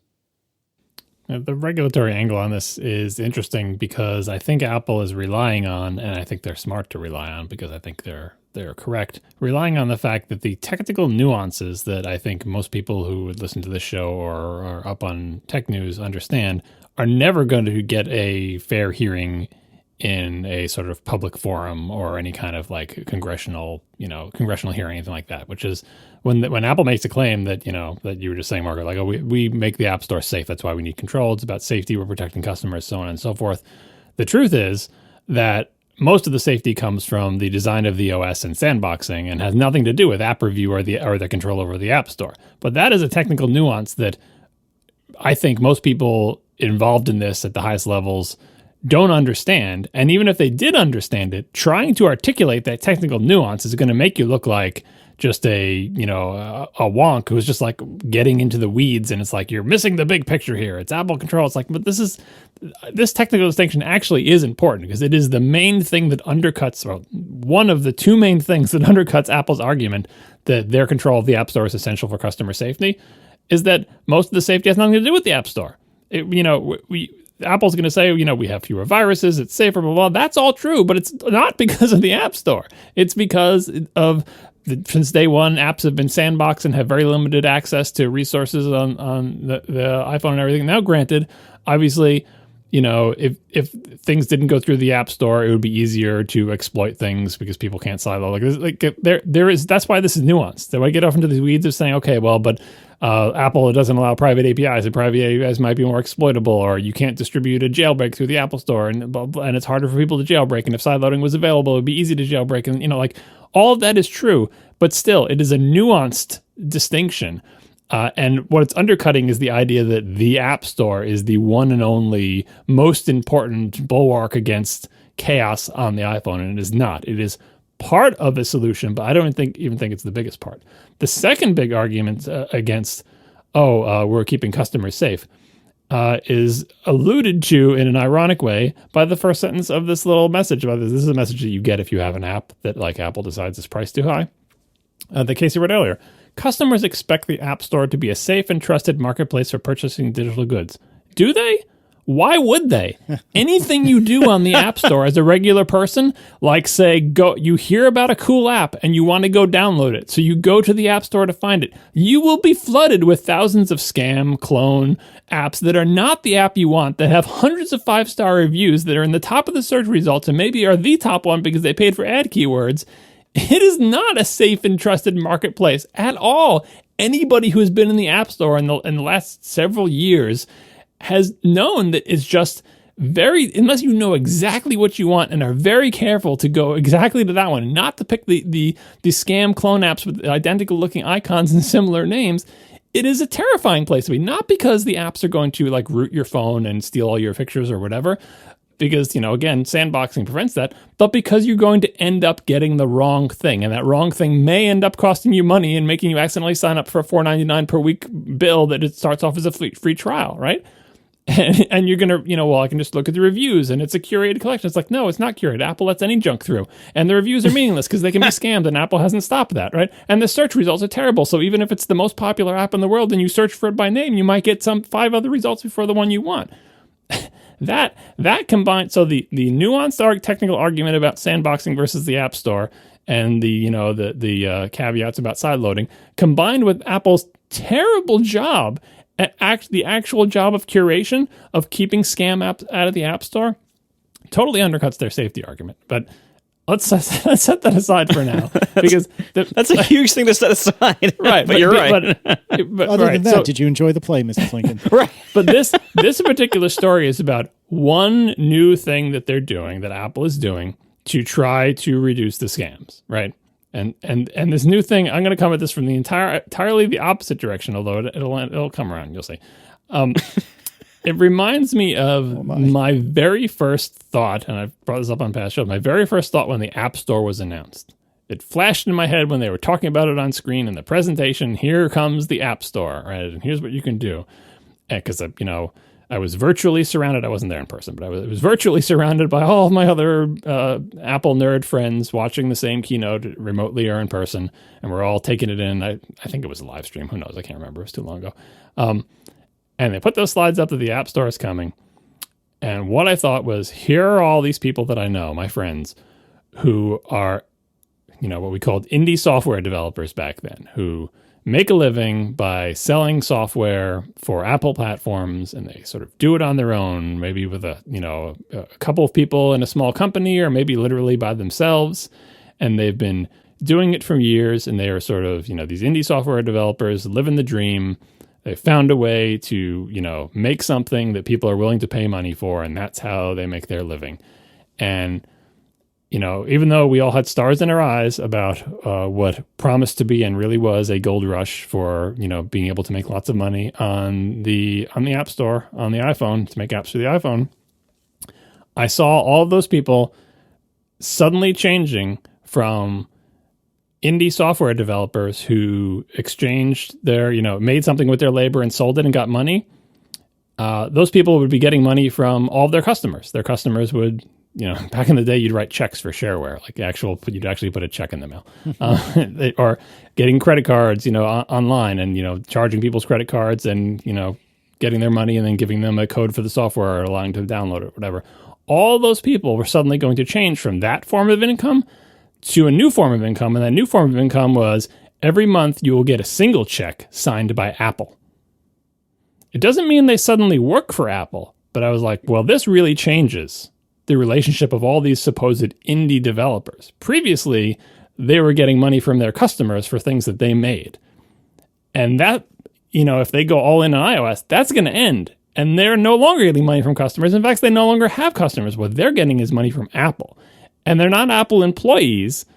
it's kind of like they're sharecroppers for Apple, right? Oh my. Like when all of your income is checks signed by Apple, the relationship that you thought you had as a quote unquote independent software developer really changes.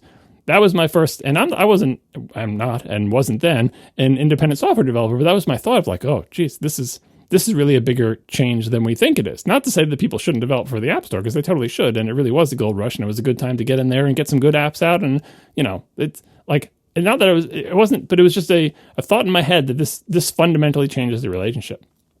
And this alteration of the relationship between independent software developers and the platform they develop on has always been there, and every once in a while, something like this will come along and give me that same feeling.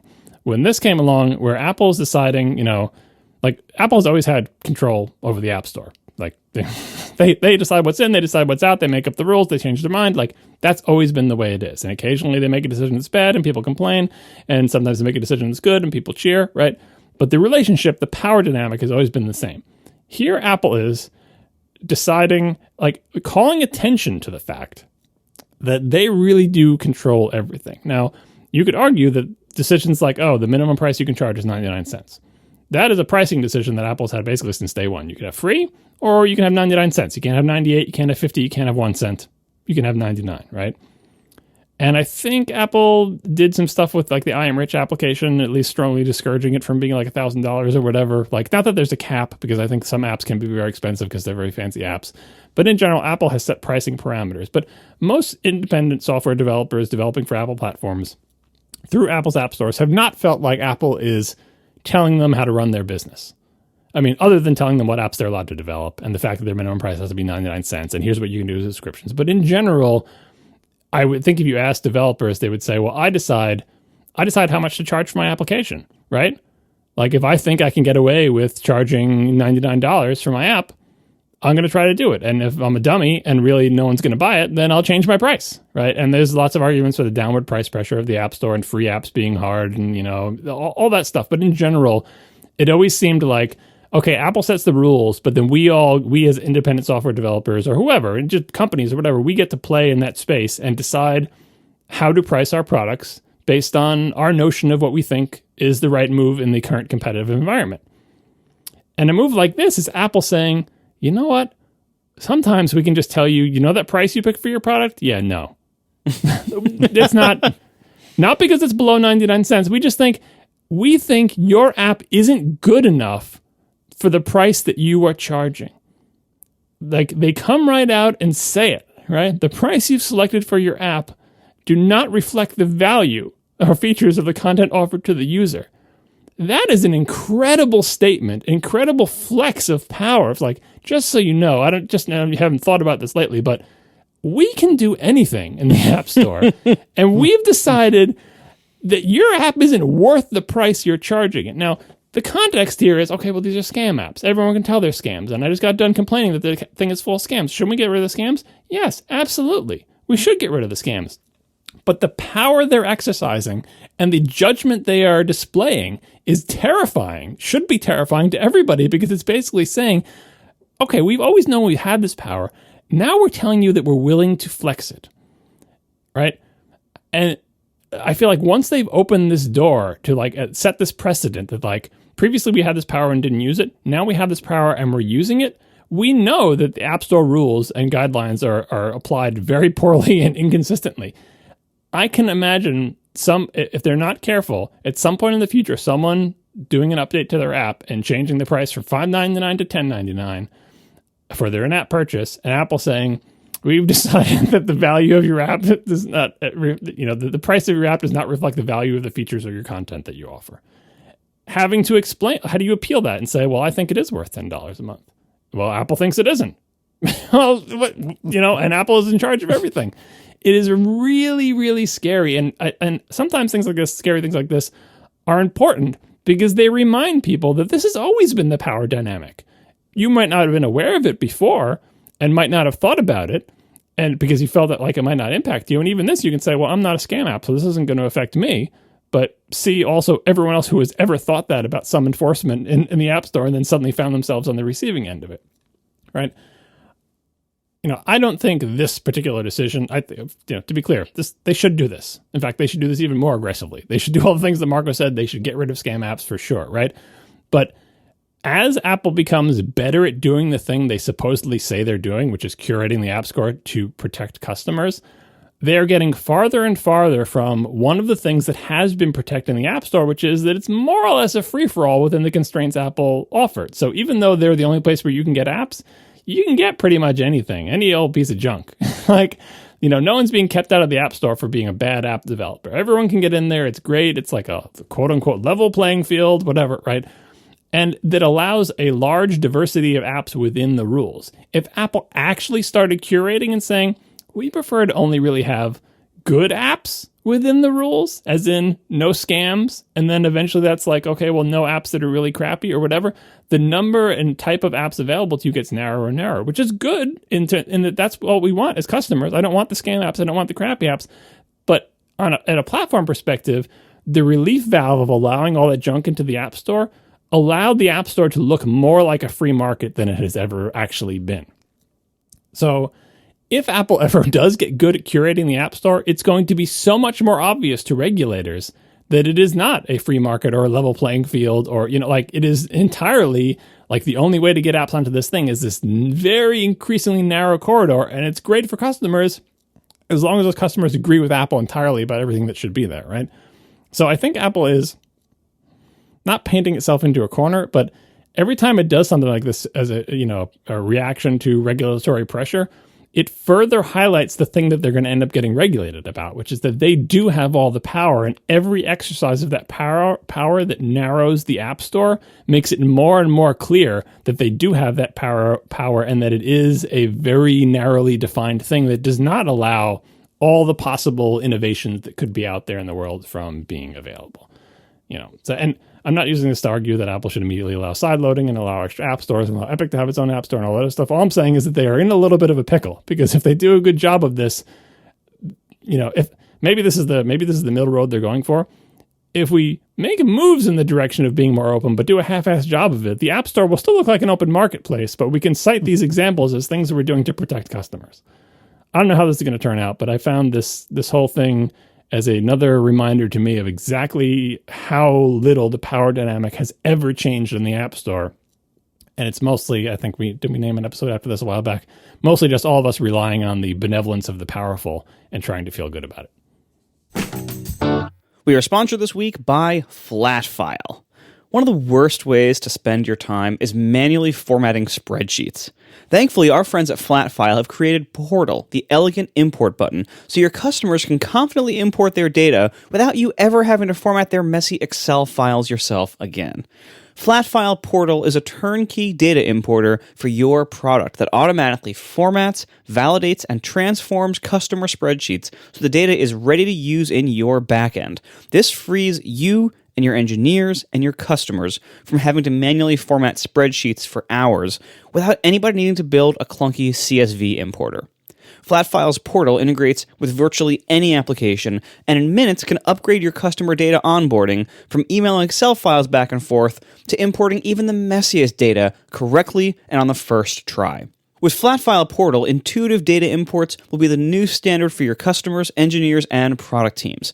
If you're interested in testing out Flatfile Portal, visit flatfile.io. That's flatfile.io. Our thanks to Flatfile for sponsoring our show.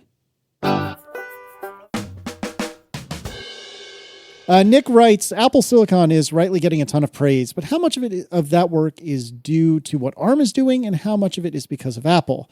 Is it ARM with Apple sprinkles or Apple with ARM sprinkles? If the latter, why wouldn't Apple just make its own chip architecture from scratch and fully control everything? This is it's a really good question. I don't know the answer, but if I were to wager a guess, I'm very curious to hear what you guys have to say. I think that it's really kind of both, isn't it? Like, I suppose Apple could come up with its own chip architecture and put itself behind by several years because it would have to throw away the work it's already got. But, I mean, plenty of other ARM chips exist in the world that aren't near as fast as this. So If I had to pick, I would probably say Apple, but I'm biased. But I really think you can't have one without the other. I don't know, Marco, am I bananas, or does that make sense? I'm not a chip designer, and I really don't know to what degree, like, how much the ARM architecture and instruction set is being used here, and how much Apple is going their own way once you get below the instruction set level. There's all sorts of decisions you can make when you're designing a chip that, if you know what software is going to be running on it, and if you can control things like the compiler that is making most or all of that software, you can make your software and hardware work very, very well together. You can really optimize them for each other. And that's what Apple's doing here. And I don't know to what degree they do it, like on what level of the chip design, but it seems like they're doing a lot of it. And it seems like they are able to, take a lot of the advantages of the ARM instruction set and basics of the architecture, and then optimize the crap out of the stuff that goes below that, and the compiler that compiles the software for it. So I'm thinking, just based on my relative amateur level of knowledge of this kind of stuff, I bet a lot of the goodness of how great Apple Silicon is on Apple, because you can look around the rest of the industry, and lots of people use ARM chips. And ARM chips are good overall. Like there's a reason why lots of people use ARM chips. They can be tweaked to lots of different workloads. They are very good at certain things. They're very efficient in lots of ways, which almost the entire industry needs efficient chips. So there's a reason why ARM chips are used everywhere. The ARM architecture and everything is very good, and using the ARM instruction set also comes with a lot of advantages in that there's already tons of existing tooling and software around it. So, it makes sense why lots of people use and create and customize ARM chips. Another reason people use it is that it can be customized easily, and it can be optimized for certain applications easily. And I think that's largely what we're seeing with Apple is like every other smartphone that we know of runs ARM chips, but they don't outperform the iPhone, not even close. Like Apple has maintained this huge lead, and that's in part because advances in iOS and power efficiency and stuff like that over Android or whatever else. But it's largely because Apple has done a better job optimizing the hardware for their software ecosystem, and vice versa, than the other players in smartphones have done so far. So I think, again, it's probably some of A, some of B. Like I think Apple Silicon is largely good because of ARM, because ARM was a really good foundation to build upon, but that probably most of the reason why it's so good is that Apple has just customized the crap out of it to be optimized very, very well for their workflow and their software needs and their hardware needs. I think I lost track in this analogy. Like, are the sprinkles, what are we, are the sprinkles the thing that don't matter, or are the sprinkles the things that do matter? like which is are sprinkles good or just the frill? Anyway, yeah, I agree with what you both said. Like it's 100%, not 100%, but like the answer is whether it's which one of these is more important, the fact that it's ARM or the fact that it's Apple. The fact that it's Apple is absolutely the more important factor. And it's like you both said, like just look at the other ARM chips for doing the exact same job, being in a smartphone. Apple's chips crush them and have for years, not by a little bit, not by 10%, by huge, embarrassing amounts. And yes, Apple can and does custom tailor every aspect of the entire stack to fit together and work well. But that type of optimization alone does not account for the massive lead that they have. Apple has some of the best chip designers in the world. They were blessed to be able to start with an architecture that was well suited to their application. It's kind of an accident of history of like, well, we need a chip for the phone. It should be a low power chip. ARM seems to be the leader in this area. They didn't start with a weird architecture that wasn't suited for a phone. So it was a blessing there. But Apple only started to pull away once they started to make their own ARM chips. When they were using other people's ARM chips, they had performance like other people's ARM chips, and it seemed like it was fine. But then they just stretched that lead out when they started doing their own thing, whether it's being first to 64-bit or just having the amazing chips they have now. Apple's chip designers are amazing. It's a really easy A-B comparison. Look at the other people also making ARM chips. And the thing is, if you think of like Intel or other things, Apple's platform, especially now that it's in Macs, is pretty broad. They make tablets, they make phones, they make Macs, all with their same architecture. Back when it was the Wintel duopoly, it was a similar situation where the big platform that mattered before smartphones and everything was personal computers. And Windows was the massively dominant software platform, and Intel or x86 based chips were the hardware platform. At any point during that very long stretch of time when Wintel was the thing, there could have been, and I'm sure there was, the same type of work, granted across companies, but like Intel could design chips knowing, hey, most people who buy this chip are going to run Windows on it.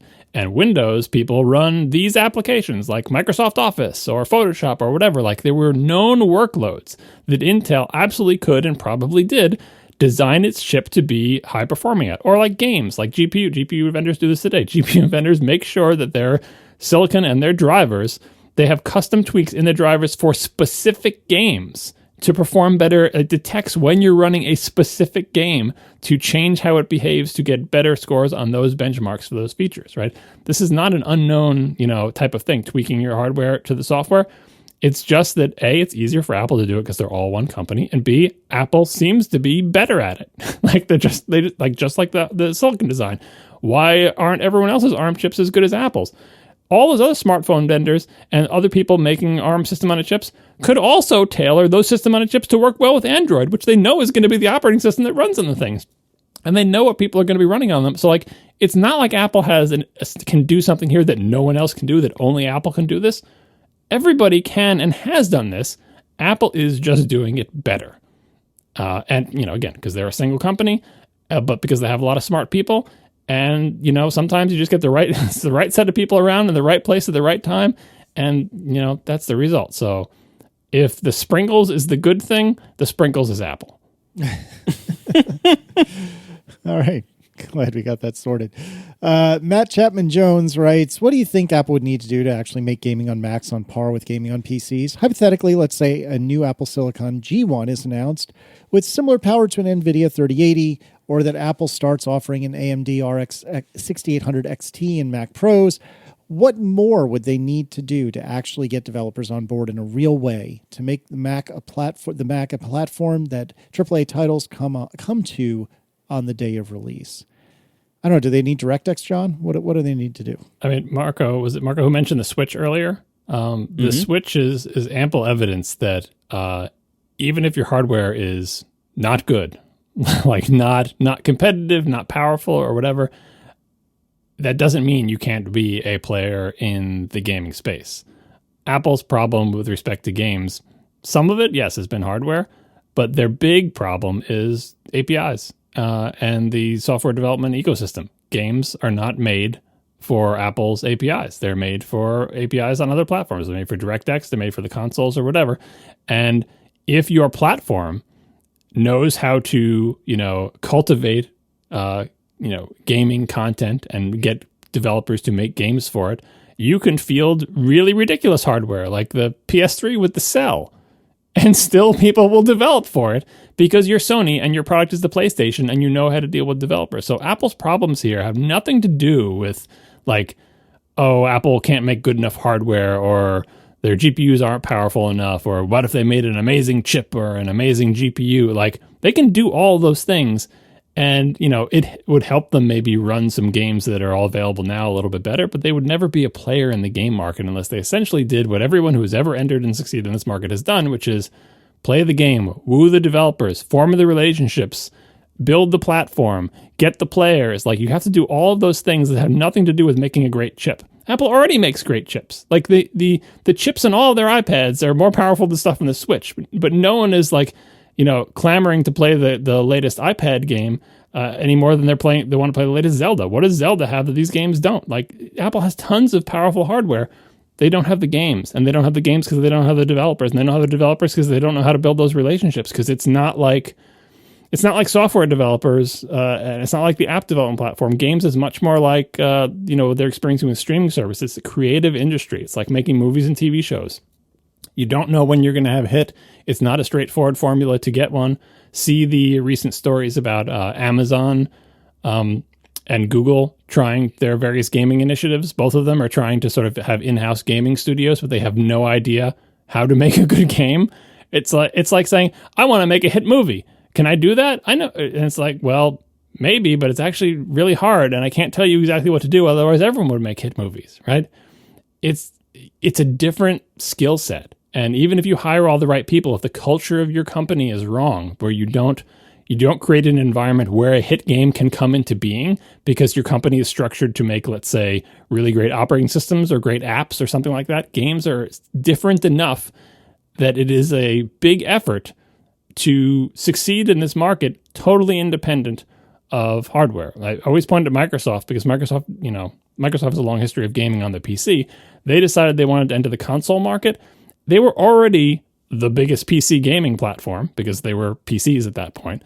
And even they had difficulty merely doing a slightly different gaming thing, which is we're going to make a gaming console. They were already the platform for PC gaming, and even they took years and lost tons of money and had to really stick to it to figure out how to make a viable console gaming platform. And even then, they didn't come to dominate. They are just now one of 3 remaining big players in the market, and the lead shuffles around as time goes on, right? So it's really hard, and the hard parts have nothing to do with hardware. So what does Apple have to do? They basically have to do what Sony and Microsoft and Nintendo have done to become the gaming powerhouses they are now. And the answer to that question is not field a really great chip. Ram Srinath writes, do you use any battery backups with your desktops? Do you plug your NAS into it too? Do you know if I can use the USB almost running out of power dingus on the UPS to turn my Mac off? This Apple support page says that my iMac consumes 295 watts at peak power. Do you know how that translates to how big a UPS I should get in VA? What does in VA mean? Oh, in volt amps. Yeah, there you go. Sorry, I'm so used to seeing Virginia for that, and I was very confused. For me, I have a very old UPS, and I have the USB dingus attached to my Synology because honestly, I'm more worried about that knowing when power is about to run out than I am my iMac. But plugged into the UPS is the Synology, my iMac, and I think my Eero, and very little else, if anything. And it lasts long enough, even though it's several years old now. It lasts long enough to keep the lights on, so to speak, for the typical power blip that we would get around here. I would guess I would measure how long this lasts in 10 or 20 minutes, but that's enough for me, and that's how I do it. Marco, what do you do? What I do is possibly different from what I recommend. But so what I do is I have a UPS everywhere. I have a desktop, and I have a UPS at my networking gear station in the closet. So that way it keeps the router and the switches and everything all running. And of course the Verizon ONT thing is also put into that. So that way basically power goes out, we still have internet as long as the internet service is up. And that kind of setup is great for if you have the space and if you're willing to spend $150 here and there on UPSs, and if what you have to plug in is desktops. Now, obviously, laptops, I don't think you need one because the laptop itself kind of includes one built in, so it's that's not really necessary. But certainly, the quality of life improvement if you frequently have power blips of having your internet connectivity never drop is wonderful. That being said, what UPS is right for you depends entirely on your situation, and it can vary a lot.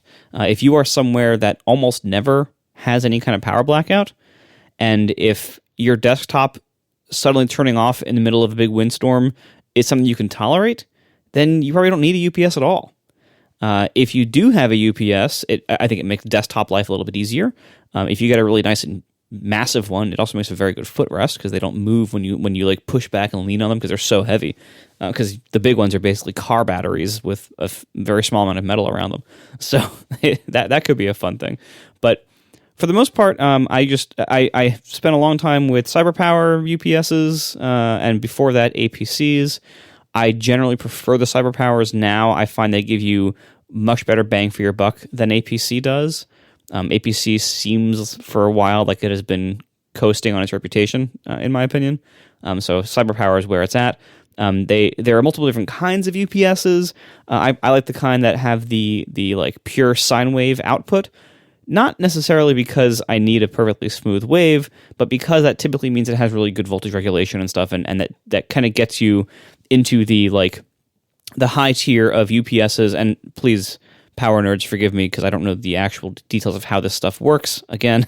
But basically, at the very low end of UPSs, they're not always running the power through their like power regulator circuitry. They're running the power straight through most of the time, and if they need to, they like switch over.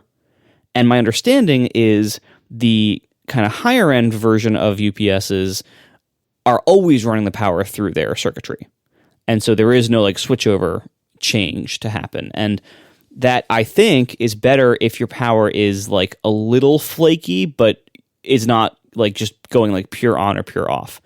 So that's usually, I usually end up going for whatever is like the entry level version of that type of UPS. So like not like the super big fancy server versions or anything like that, but like, you know, the kind of like the mid-range of UPS versions, and CyberPower makes those in the like $150 range pretty easily. So that's usually where I go. I usually go around the like 1,000 to 1,500 VA range, in part because I don't entirely understand what that unit means, and in part because usually I'm less concerned with runtime and more concerned with just how much wattage can it handle at a time, because I'm usually plugging into it a giant desktop with a giant screen and everything else. So, you know, having something that can handle, you know, 1,000 watts or 600 watts or something like is probably a minimum. And that usually, as you increase the wattage, usually you get higher VA ratings too, because I assume that's kind of somehow related. But I'm sure I'm going to read some Medium article next week about how it's actually not related at all and it's actually a big scam or whatever. But anyway,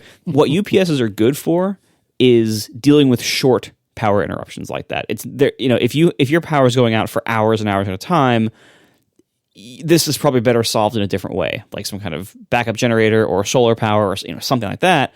But for brief interruptions, like if you just have unreliable power or you have occasional brownouts here and there, or, you know, if you know, like you're somewhere that has a lot of like, you know, overhead power lines and you frequently have like a half hour off or something like that, then obviously get a UPS.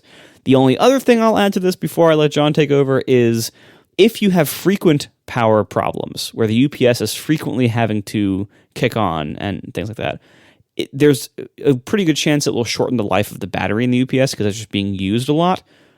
And there's not a great way around that, except just expect that to happen. So don't spend a whole bunch of money on a really great UPS if you frequently have like little blips, little power blips here and there, because it probably won't last more than a few years. Yeah, the only things I had are for trying to size your UPS, the peak power draw or like the rating for your power supply in your computer is not a good way to size things. So if you try to use those like sizing tools they have on the website or whatever, they want you to enter the information like that, like, you know, my Mac has a 1,500 watt power supply. What is it in the Mac Pro? It's like 1,300 watts. It's something ridiculous, right? It's the most you can draw from a 15 amp circuit without requiring a special outlet or plug. But I think it's under that. I think they're under the 1,500 limit, right? It's not a space heater, literally. Right. Well, because and you also can't have like you can't draw 15 amps sustained. Mm-hmm. If it's a sustained load, I believe you have to cap it at 80% of the amperage of the circuit. So it's, I think, 13 or 1,400 watts, something like that. Yeah, but anyway, the point is like that's what's in my Mac Pro, right? But my Mac Pro, my actual Mac Pro, is never drawing that much power, like, because you can just add up the power draw of the things that are inside it, and they do not get to that. Now, if you filled my thing with like, you know, dual GPU video cards and filled every single slot and filled it with like 8 spinning hard disks and like, you know, yeah, that's why the power supply is in there. But my Mac doesn't have that in it, right? So don't size your load based on the maximum possible power that your computer equipment could draw. Size it based on what your actual computer does draw, right? And how do you get that measurement? There's lots of cheap tools you can use to like plug in and try to measure it, but you can make an estimate or whatever. Like, all I'm saying is that if you use one of the sizing tools, you're going to be like, this is telling me I need $900 worth of UPSs. Yeah, that's what UPS websites will tell you that you do. Of course, they're going to tell you need $900. You don't, right? So what I'm saying is I always undersize my UPSs. I've undersized them on every Mac that I've ever had. I get very little battery time when the power does go out. But that's fine, because all I want is enough time to, you know, shut down or to have the computer shut down. On that aspect of these things, the little UPS connection or USB connections from UPSs to Macs, the Mac has used to have a surprisingly good amount of built-in support for UPSs, and there was a time, again, back in the good old days of my cheese grater, when I could have my UPS plugged into my Mac with 0 drivers installed from the UPS maker, and the Mac understood it, and the UPS could tell it, hey, you're on battery power, you should probably shut down now, and the Mac would shut down. Like, that's what you want to happen, right? Since then, I've become super paranoid in 2 aspects. One, I don't like weird USB things connected to my Macs, because USB on Macs has been flaky in the last, I don't know, decade or so. and so, like, I hate debugging problems that have to do with USB. And 2, I hate having, cruddy, non-updated software from a UPS manufacturer running on my Mac. If it even does run on, with the current driver model and everything like that. So all that to say is my current UPS that is hooked up to my Mac Pro is not connected through USB at all. And I'm just relying on the fact that my Mac is always asleep, and that when it's asleep, it can probably last a surprisingly long time on this big CyberPower giant brick thing that I have here. So don't worry about that. The Synology, on the other hand, is also on a UPS. My NAS is on a UPS. It's got spinning disks in it that are like spinning all the time. It's on a UPS, and it is connected via USB. And that's, and that will shut itself down if power goes out, right? As for batteries, yeah, you'll need to replace them. In fact, I just replaced, 4 days ago, the battery in the UPS that is connected to my NAS, which is, I think, the first time I had actually shut down my NAS in, I don't know how many years. It's just been on continuously. The UPS had this incredibly obnoxious, impossible to disable screeching siren telling me my battery is dead. And so, yeah, I went down. And the batteries cost especially for a NAS, they don't draw too much power. It's like $20 or $30 to get a new battery. You can replace the batteries in these things. Really? This one wasn't it. Yeah. I haven't replaced one in a very long time, but the one time I did replace one, it was back in a big APC one years ago, but it cost almost as much as a new unit. Well, this is like a dinky one. Like my Synology is connected to one of those ones that looks like the world's biggest power strip. Yeah, yeah. Like the big chunky thing. And what is it? It's like APC, the RBC32. It's like $23 from Amazon. I bought so many of them, right? They're actually surprisingly small batteries, right? So, if you have a small device, like a NAS with a couple of drives in it, you can get a pretty small, cheap UPS, and every time the battery dies, so this is the first time I've swapped the battery out. This thing has been on a UPS since 2013, so it's lasted 8 years down there. You can, swapping batteries is viable. Just, again, if you buy like a $900 UPS, yeah, the battery's going to be expensive too. And the final thing I'll note about this is, forget about power going out. Once you have things on UPS that are aware they're on UPS, you'll find out just how much time you have these little miniature brownouts. Now, power supplies in modern electronics are actually really good about smoothing that out. Same thing with the sine wave stuff, like the fancy power supplies that are in all of our Macs and everything. You don't have to worry too much about pure sine wave because the power supply itself will do that. But and they'll also smooth out like dips in the power. But once you have a UPS in front of that notifies you, you'll be like, wow, I never noticed this before because I didn't even notice the lights flickering or anything. But guess what? We have just enough of a power dip, like when the vacuum gets turned on at the same time as the toaster is going, that I notice my UPS ticks on for a second. That's interesting. And then you feel like, oh, I'm glad I have the UPS there, because then at least the power supply on my Mac doesn't have to deal with that blip, which it's designed to do and would be fine, but it's just nice to have something else there in front of it. And then, of course, the Synology always emails me every time. It's like, I'm on battery power. No, I'm back on regular power. I get like 2 emails in quick succession anytime anyone vacuums in the basement, because my entire house like whatever it is, the main circuit or whatever, it's like barely enough to power my house. So any kind of elevated spike is enough to sort of perturb it. I think I have like 150 amp service, and I should have 200, right? So you never know how well-sized your house is, but having UPSs on the stuff that you care about is important. And they also provide surge suppression, most of them as well. So that's another thing that you should have going. In fact, most recently, the few things in my house that aren't on a UPS, we had like a power blip. One of them is my PlayStation. I was like, I should put that on a UPS, because no, it doesn't really matter. But if I'm in the middle of a game and it was just a blip and it took out my PlayStation, but everything else didn't even notice, I feel cheated out of whatever game I was in the middle of playing. So, this is a long answer to say, yes, you should get UPSs. Yes, your NAS should be on one. Maybe you should hook it up to USB. It's better if there's no drivers. And don't be afraid to undersize them a little bit, as long as you understand that all you're getting is 5 minutes of panic to shut everything down.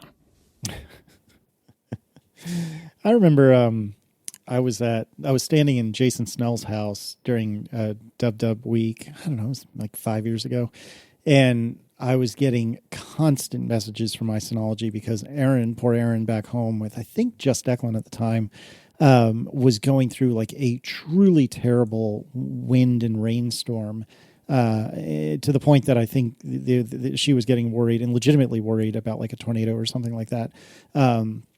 And so I'm exchanging texts with her as I'm trying to like be social with you guys amongst others at Jason's house, and my watch is vibrating incessantly. Like, oh, the UPS power is down. Oh, it's back. Oh, it's down. Oh, it's back. Meanwhile, Aaron's like, oh man, this storm is really, really bad, and I'm just sitting there like, I wish I could do something. But it was a very eerie way to hammer home that Aaron was, and it's not her style to exaggerate, but it was that she was not exaggerating. There was a really bad storm going on because we were losing power constantly. And then fast forward like a year or two later, in a tree that's right outside our neighborhood that was constantly, losing branches and knocking out our power. I guess the power company got tired of it and they chopped back that tree quite a bit, and knock on wood, we haven't had a power issue since. So I know what you're talking about. One more thing, Marco touched on this, like the different kinds of power supplies, the ones that run all of the power through the power regulation circuit all the time versus the ones that pass it straight through until it gets cut and then they swap. The ones that run the power through all the time, I think they're called continuous UPSs. I forget what the name is or whatever. You probably don't want one of those because those tend to have fans. They tend to be loud. They tend to be made for data centers because in a data center, you don't want something that's going to notice when the power disappears and quickly swap it. You want just continuous power delivery that is never, like, truly uninterruptible power supply. Not, oh, there's going to be an interruption, but we're really fast about switching and the capacitors will make up for it, right? Those truly uninterruptible ones don't just have fans, but like loud fans that you probably don't want in your house. Now, like my CyberPower UPS has a fan. It's the first UPS I ever bought with a fan, and I was afraid of it. But then I did enough research to say, okay, well, the fan only comes on if and when it switches to battery power, and that pretty much never happens. So it has fans in it, but they're not on, right? So I would say for home use, get the cheaper ones that aren't whatever it is, continuous power supplies. Don't worry about the fact that they have a fan, because if you get a good one like the CyberPower one, the fan will only come on when it switches to battery and it starts to get a little bit warm, and then you won't care about the fan because you'll be too busy shutting down your computer, or it will be too busy shutting it down for you through its USB connection that hopefully isn't causing your computer to flake out. Yeah, I'll put a link in the show notes to the one I got just last year, and it's probably the same one. It's the CyberPower, and the feature that we're talking about with the continuous power draw, I think, is what they call AVR, for automatic voltage regulation, presumably, but something like that. That's what I get is like whatever CyberPower tower shaped one is around 1,000 VA and supports AVR. That's how I slice the UPS, and that's for my desktop purposes. That's great. Yeah, I think I got whatever, like the slightly bigger one, because I was so tired of undersizing my UPSs for my giant tower computers, I went a little bit bigger. So I think maybe I have the step up model of like 200 and change or whatever. But I have no regrets. It is, I like the fact that it's a tower form factor because it actually fits in the, it's under my tower computer is on a little table, and under the tower computer is my tower UPS. So it all fits in a nice big vertical stack. Is it on a smaller table? It should be, but it isn't. No, yeah, it's just on the carpet, which is fine. Again, I was worried about it being on the carpet and having fans and overheating. Nope, no problem. It sits there. It's dead silent. It does its job. Even when it ticks on, sometimes I barely notice because it's kind of a quiet ticking on. Unlike the ones that don't have sine waves, you hear them like making a ticking noise because they're simulating a sine wave with a series of steps. Like they'll always scare you in the UPS advertising material. Like, look at this power signal from this non-pure sine wave. Oh, isn't it ugly? It's fine. Your power supply computer will handle that. But yes, it is ugly, and it manifests in a noise when you are on battery power on a cheaper UPS. But don't worry about that. If you want to put your NAS on one of those things, it's fine. That's what my NAS is on. It works fine.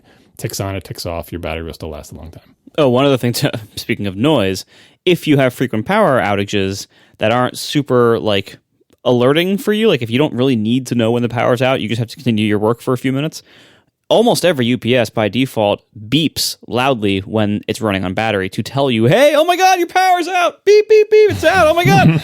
And on the low end ones, usually you can't disable the beep. On the higher end ones, you usually can. And this One of the reasons I selected this line is that I can and did disable the beep on it.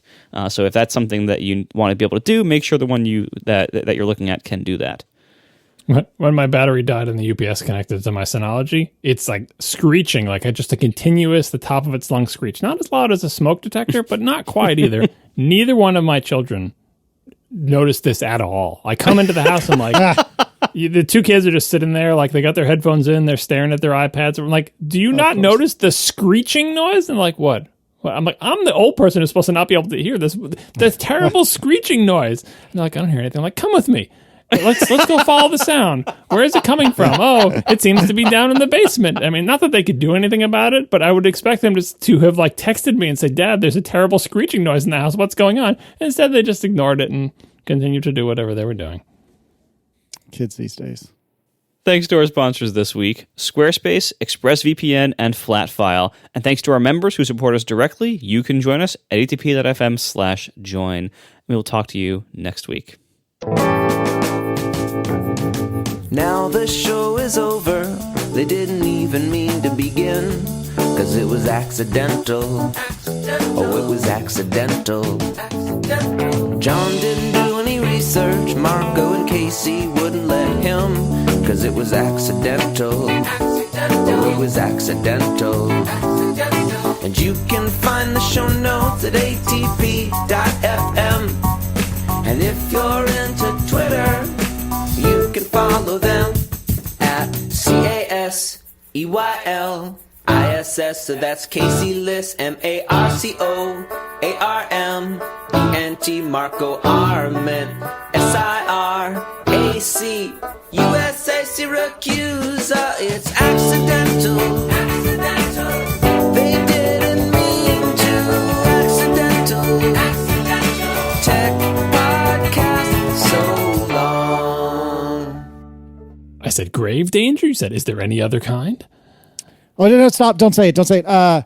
Is that Clear and Present? No. Patriot Games? No. It's some Tom Clancy one, isn't it? No, I'm drawing a blank on it. It's the Tom Cruise, Jack Nicholson courtroom movie. Oh, A Few Good Men, of course. Yeah, there you go. Oh, that's right. Yeah, but the unfair advantage moat. Is there any other kind of moat? It's always an unfair moat. That's what makes it a moat. Few Good Men holds up. Last I saw it, it's a good one. I mean, the courtroom stuff is good. As usual, I haven't seen it. You have? Oh my God, Marco. Yeah, you should. If you like courtroom, you like My Cousin Vinny, right? Yeah. Yeah, I've never seen that one. What? We've been over this like 5 times. Yeah. You haven't Watch seen A Few that? Good Men. There's a bunch of other random surrounding stuff that's going to look dated to you, but the courtroom stuff in A Few Good Men, if you like My Cousin Vinny and you want a non-comedy angle on that, try A Few Good Men. Why would I want a non-comedy angle? Because you like the courtroom part of it. It's most of, trust me, it's good courtroom stuff. You'll like it. I like Joe Pesci in the courtroom. Right, but I don't know. You like that movie, and a lot of it takes place in a courtroom, and a lot of the drama is about witnesses and trying to get out of them what really happened and stuff like that, and there you go. Every Halloween, I search to see if anybody will sell me the velour tux from My Cousin Vinny.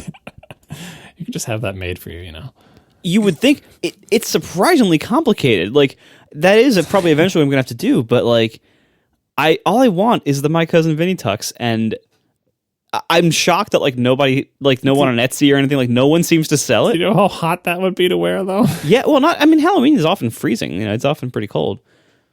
But that's the only. I've never wanted to wear a Halloween costume. Really, I've never been that into Halloween. That is the only costume I actually want to wear. I want that one year, and I can't find it anywhere.